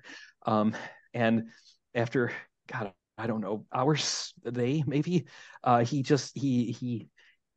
got weird. He tried to attack me, and I could lock the door, but I couldn't unlock the door. So we were stuck in here, right? Right. So I had to defend myself. You got to understand, I had to defend myself, and he's I mean, he can be relieved. I'm sure I didn't. I made sure not to go after the stack or anything. It was self defense. You got to understand this was self defense. And he also you rolled a 12. You said Yeah. he also got to understand. I mean, I was stuck here for. He looks off into the middle distance for a second, and like he's consulting his muse, for almost 2 days, and I a guy's got to do what a guy's got to do. So when you see his body, you got to understand. I didn't mean to do it, but I was hungry. All right, it was the only way. It was the only way to get it to stop. It was the only way to get it to stop, and I had to do it in order to try and keep it quiet. Okay, Okay. Okay, we understand. Now listen, okay. I'm gonna give you a little medicine. It's gonna help you sleep. It's gonna help you rest, I and we're gonna get you to safety, okay? At this point, the doorway is still partly blocked by that rack. And he's like still looking at you from kind of behind the shelter of it. He's like, you're not gonna they're not going to press charges, are they? I mean, like I said, I didn't want to do it. I didn't have a choice. No, They're not. you know what? We totally understand. You did what you did out of self-defense. You didn't have a choice. That's true. Okay. Says, all right. He turns around and he looks down at the body, and which is kind of out of your sight, so you assume he's looking at the body. Sure. As he's doing that, he's within reach if you wanted to like jab him real quick without risking him going nuts and trying to bite you. Sure, this hasn't worked so far, but let's do it. All right. Okay, I try. I'll give you a +10 because he's distracted. Wait, what body is he looking at? The supposed body of Genjo Watanabe, the Pathfinder rep who said he was hiding in here with. Oh, I missed that there was a body there. I just heard that he was in there. Okay. Oh, Yeah, he gotcha. said he got trapped in there with him. Okay, I appreciate that +10. It's still gonna take me a moxie to do this right. So I'm using up my 4th moxie, leaving me with 2 Okay. Jeez. Hey, You use got, them, Brett? reuse them, I guess. Yeah. All right. So How many Moxies do you have, Brett? I got 4 left. okay. So yeah, as he's looking back and he's like he's kind of like mumbling to himself and whatnot, and you just like reach in and like jab him in the shoulder. He's like, "Ow, you!" And then he collapses to the floor. And the it shouldn't take too much effort to really shove the rack out of the way that he was dragging in front of it. Now that Okay. he's not actively holding onto it or anything. Let's shove the rack out of the way. And when you look in, yeah, you see it looks like people have been living in here for, like he said, about 2 days. The other guy is in really bad shape. For claiming, well, the self-defense, sure, that could be plausible if this Brian Gerard was attacked. But he what he was alluding to does seem accurate. You don't even need to like do a medical check to see that he was eating this guy. And yeah, it's a very messy, bloody corpse. The good news is all the equipment looks like it's intact, so they didn't like go nuts and try to like smash it or anything. It's just they were unable to use it. Okay. So yeah, he's unconscious. Other guy's dead. Um, you can try to like reactivate the comms or like get them to where you can contact HQ again. You can look to get him back to the ship. It's up to you guys. Is there anything that's Jeez. like security footage that we could recover? You could try to dig through the systems and find that. Sure, that would just, since you are company employees, you have access, so it would just be a matter of digging through the system to find it. So just an infosec, not infosec, interface roll from anyone who wants to try it, just to make Come sure on, you find the engineer. right subsystem. All right, I'll let our engineer decide if we're doing that or restoring the comms or what we want to do here. I will go over and investigate the comms to see if there's a problem with it, why they haven't been contacting us. Okay. Yeah. So give me that interface roll to just get a baseline here, and we'll go from there. 12 out of 50. Okay, that's good. Nice job. So yeah, it's everything looks functional. It's just like the guy who's knocked out on the floor, Brian said, it looks like they just weren't able to access it. And since you found the actual comms officer, Leonard Toombs, dead in the kitchen, he wasn't able to access it either. So yeah, it should be, yeah, you should be able to establish comms to HQ without any real issue since you know what you're doing. There was the mention of looking up security footage too. Did you want to do that or? Yeah, let's take a minute and do that. You guys should definitely do that. Okay, so yeah, with that roll, I'll say yeah, you're able to dig through, and it's like, okay, here's the camera subsystem, bring it up, and I imagine you're probably looking in like the feed from the refectory, where everyone was before everything went sideways, or are you looking in the hallway, or? Yes, let's look at the refectory. Okay. So yeah, you bring up that file, and you know that from what Jana said, you know the general timestamp to look for when everyone was everyone was sitting down to dinner. So you get that playing, and she's going around mingling with the guests and whatnot. you're making sure everything's to their liking and getting them settled in. They all get their meals, their drinks, that sort of thing. And she, they all, tuck in, enjoy what looks like a very expensive meal. And after they're done, she gets up and says, "All right, well, now that we've had a bit of a break, let's get to talking business." And she starts launching into the sales pitch. And as she's talking, you see like she all of a sudden just sort of loses coordination and just sort of topples over onto the closest table, and everyone else also just there's a few that take a bit longer than others, but by and large, any that even try to get up, they stumble and they just collapse. And if you fast forward a bit, they stay collapsed for at least 5 or 6 hours. And after that point, they start getting up, and they all look very confused. Some of them look panicked. And and once everyone is awake and they all start noticing each other, their whole behavior pattern changes. Some some are backing away warily, some are kind of trying to hide, some are taking aggressive stances, and others are like holding their heads and looking like they're trying to shake off something. And after that, all hell breaks loose. Someone lunges at somebody else, and it just turns into a brawl. You see Jenna run out of the room. You see a few others. Genjo, actually, you see the guy who's lying dead in the comms room. You see him go up to somebody and try to like pull them off of them, and he gets backhanded.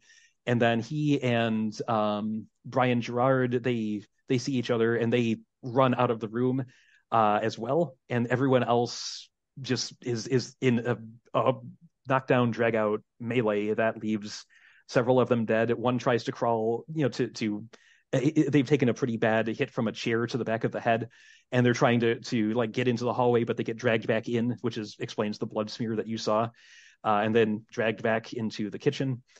So things play out where everyone passed out, and when they came to, they didn't seem themselves anymore.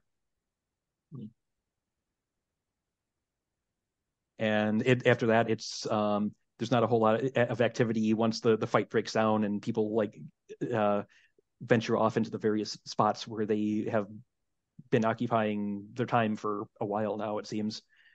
Occasionally you see the one Amanda, you see her like leave the door to the kitchen into the refectory, overturn some tables, look for a few things, and then she goes back in, one time carrying something that looks like it could be used as like a makeshift crowbar or something, presumably to open those chests, or those crates rather. But other than that, yeah, you So no just footage witness. of anybody who was not on the roster. No, Okay. everyone who was here is everyone who should have been here.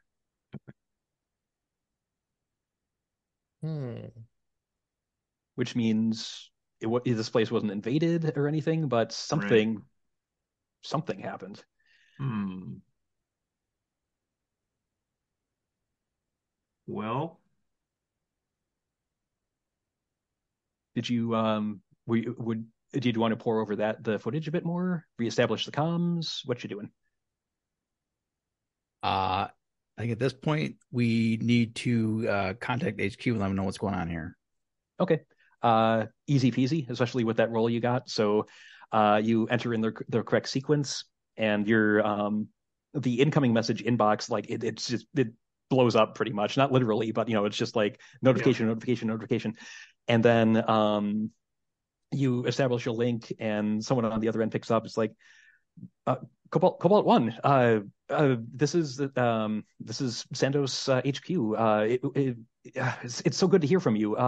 What happened? Is everything all right?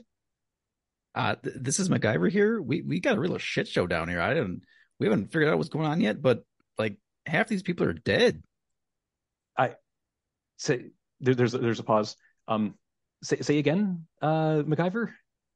Dead. And I Jack got bit. I by by well, what happened? Where was it? Was it pirates? Was it I mean, did they think we couldn't defend ourselves and they attacked? Who killed them? No, it was all the people on the station. They've been the one doing this to themselves. It's like they just went crazy over here. I All right. I'm going to patch you through to someone higher up. Stay on the line. This will take just a moment, and hold music comes on. Damn management. And on the other end, I'll say the vice president of the company actually picks up. I don't have a name for them, but well, just the VP. So you this is the VP of Sandoz.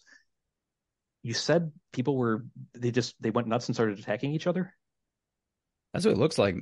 We watched some of the footage, and it seems like they just went crazy just out of nowhere. I are okay. Will you don't have any idea why? Doctor, he says, looking over because it's like a video feed at this point. Looking over his shoulder at Dr. Pepper. We think it may have something to do with a meal that they ate, perhaps some kind of food poisoning but we haven't been able to determine anything beyond that. That's well, we vetted Yatagarasu Corp pretty well. They came highly recommended. Um, I I suppose it's something to look into. He says this is very serious. Are the you, when you said they're dead, he pauses. Are their stacks intact? Out of character, yes, they looked like they were all probably salvageable. Yes. Oh, that's a relief at least. This is still a nightmare. I mean, I don't even want to think about how we're going to handle the PR on this. Sir, Are, this is hired security officer Bo Jiden from Direct Action Securities. I just want to assure you that I have been doing my job, and all these people were dead before I reached them, so as to not, impugn my own security reputation here. I just want to ensure that I'm still getting paid fully for this job. he gives kind of a heavy breath. You'll you'll get your damn money. Don't worry about that. Uh, Very good, sir. and Thank you. it's like the rest of you. Are you okay? Did are any of you? I can't remember out of character. Did you mention to the VP that that the doctor got bitten or not? No. I did. Or no, not just the Oh. VP. Not the VP. The first person who answered, the Yeah. secretary. It's like, are you all okay? Did they attack you? We've been attacked. Little wound on my part, but I'm doing fine. We're all doing fine, the three of us. I got my hat on, sir. I did watch part of Roadhouse. All right. Well, I'm glad at least some of them are okay, or at least they survived. I guess we'll send someone in to collect their stacks if you don't feel comfortable doing it. I know it's a delicate procedure, but just get back to staging point alpha, let's say. We'll get you debriefed and figure out what happened. And we'll take the survivors into treatment. Hopefully, we can figure out more from them.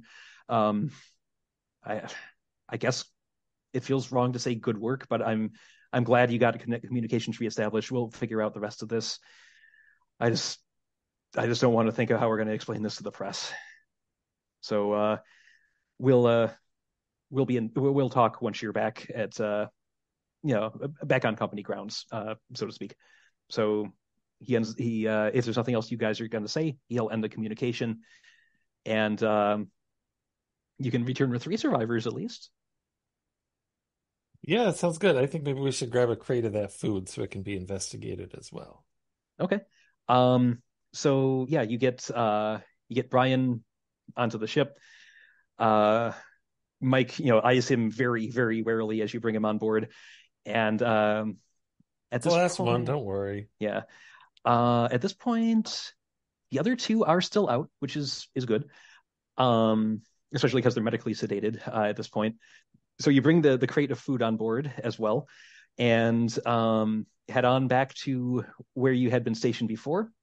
And I'm gonna fade out here with the trip itself goes smoothly now that the comms and everything are back operational. But partway through, Dr. Pepper, you start to feel really sleepy. And try as you might, you can't keep your eyes open. And I'm gonna fade to black with that. So, hopefully you folks enjoyed that. Both you gents who are players and you listening at home. This has been our first look at Eclipse Phase, the first edition, I should say. There is a second edition of this game, which I guess changes the rules a bit, but I own the first edition books, so that's what we went with. What did you guys think? Just to get the player's perspective on this. Was it something you'd play again? Was it fun? Was it overly complicated or too simple? Or I enjoyed my time with it. I have I've done some role play before, but not quite to this extent. So okay. Right. Yeah, I enjoyed it a lot. I think you did a good job of not only storytelling, but also just kind of decomplicating the rules of it all and letting us just role play a bit. I'm very curious to know how you think we did, what we missed, what we fucked up, what we should have done in any given situation. Honestly, I think you guys did pretty well. I mean, your various knowledges and stuff came into play. The fact that you did try to keep the people alive as best you can, despite the gunshots, I think that was in keeping in character. It was a motivator. So yeah, but yeah, I feel like you played your roles well, even as like pre-gen characters where you didn't really have a say in their creation or anything. Yeah, I mean, it seemed like you took to it pretty much like fish to water, and that was great. I am glad to hear that you think I did a good job simplifying the rules, because let me tell you, I gave you guys the quick start rules. The full version of these it's a never-ending onion. Like I glossed over so much to make this accessible and playable as a starting one shot. Like there's the whole mesh thing that I kind of moved out of the way. I didn't touch on the social networks where you have like currency that you can spend on those to call in favors. I didn't even mention the aliens, because there are gates that lead out of system where people think that's where the Titans went, but no one's sure. So I didn't even mention that, or like really much of the socio-political like tensions or anything. There is a lot of depth to this system. Sometimes to a crippling extent. Like combat can be a lot more complex than we even did, because there can be mods or types of bodies that give you more actions per turn. And there's the equipment section in the core book. There's a surprising amount of space devoted to like futuristic drugs and like cybernetic enhancements. I gave you guys like the most basic body types I could, because you could have been like electronic, you could have been like a swarm of tiny robots, you could have been like an ego piggybacking on somebody else's stack. There's so much here, and it can be a bit paralyzing looking at it at first. So I'm glad that even pared down, it was an enjoyable experience for you guys.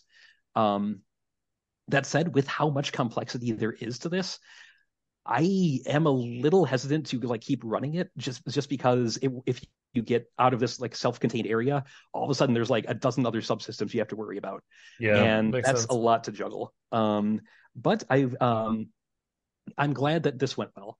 And I would caution anyone looking to play this game at home. It is fun. There's a lot of lore. It's a fascinating setting, but it's a lot to try and make sure you're doing right. It's like playing an RPG version of Arkham Horror, where you might be having fun, but you realize partway through that, oh, I haven't ever been using this rule that should have been a part of this entire time. Yeah. So be warned. So if you're looking for a dense, crunchy, hard science fiction setting with a tinge of horror and a lot of like corporate cloak and dagger espionage stuff, Eclipse Phase seems like a really good choice. Just be prepared to do a lot of reading and a lot of research. That's what I was gonna say. I enjoyed that it was a science fiction setting, as opposed to like your traditional D&D medieval fantasy type stuff. Thought that was kind of a refreshing breath, and I thought you did a really good job running it also. So thanks.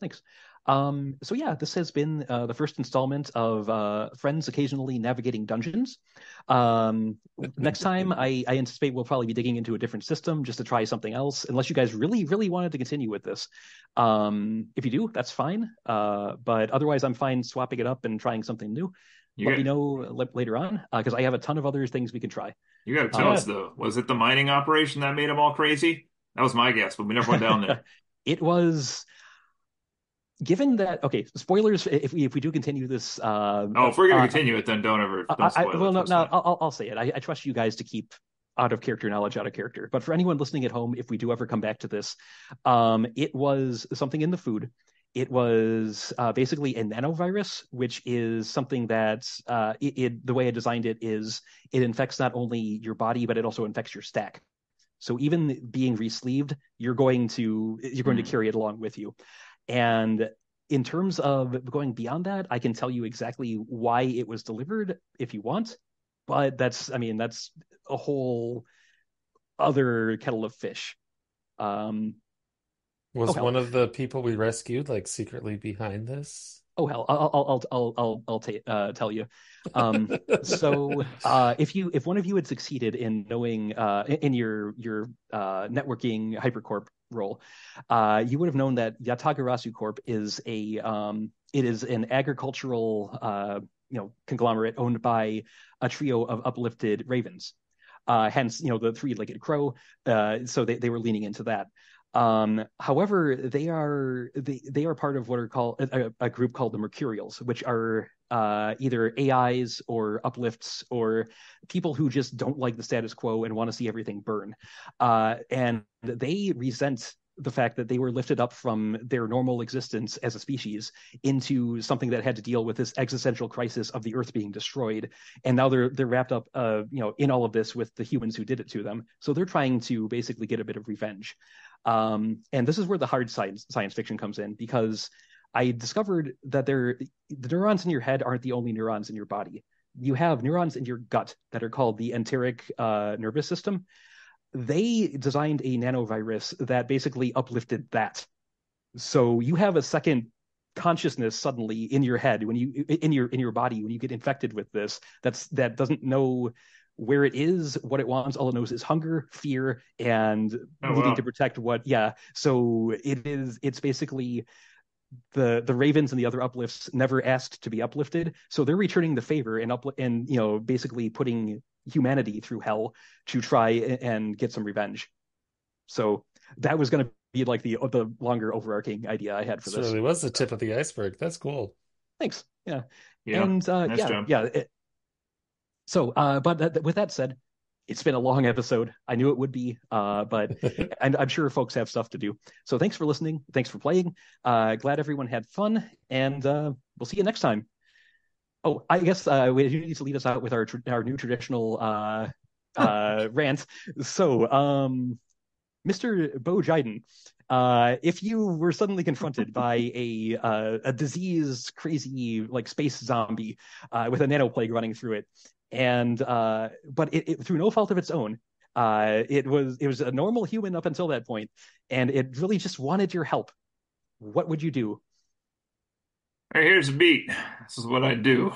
First things first, I'd ask which way it's going to vote in the next election. If I didn't like its answer, two slugs to the head. I liked its answer, calling my buddy Jack Pepper, see if I could help him out a little bit here. And that's how we decide that. Okay, but what if the newly formed uplifted brain in its stomach decided that it deserved a vote too, and it wanted to vote the other way, and that other For, way was the way you wanted it to vote? We would know then which way they'd vote because some people are really hardcore on that whole two votes per person thing in some situations. So I guess we'd kind of know really where that person's loyalty lies. So I don't know. It's this tough call. All right, with that, we're really done this time around. So hope everyone had fun, and we'll see you next time on Friends Occasionally Not Disagreeing. thanks Bye, all. guys.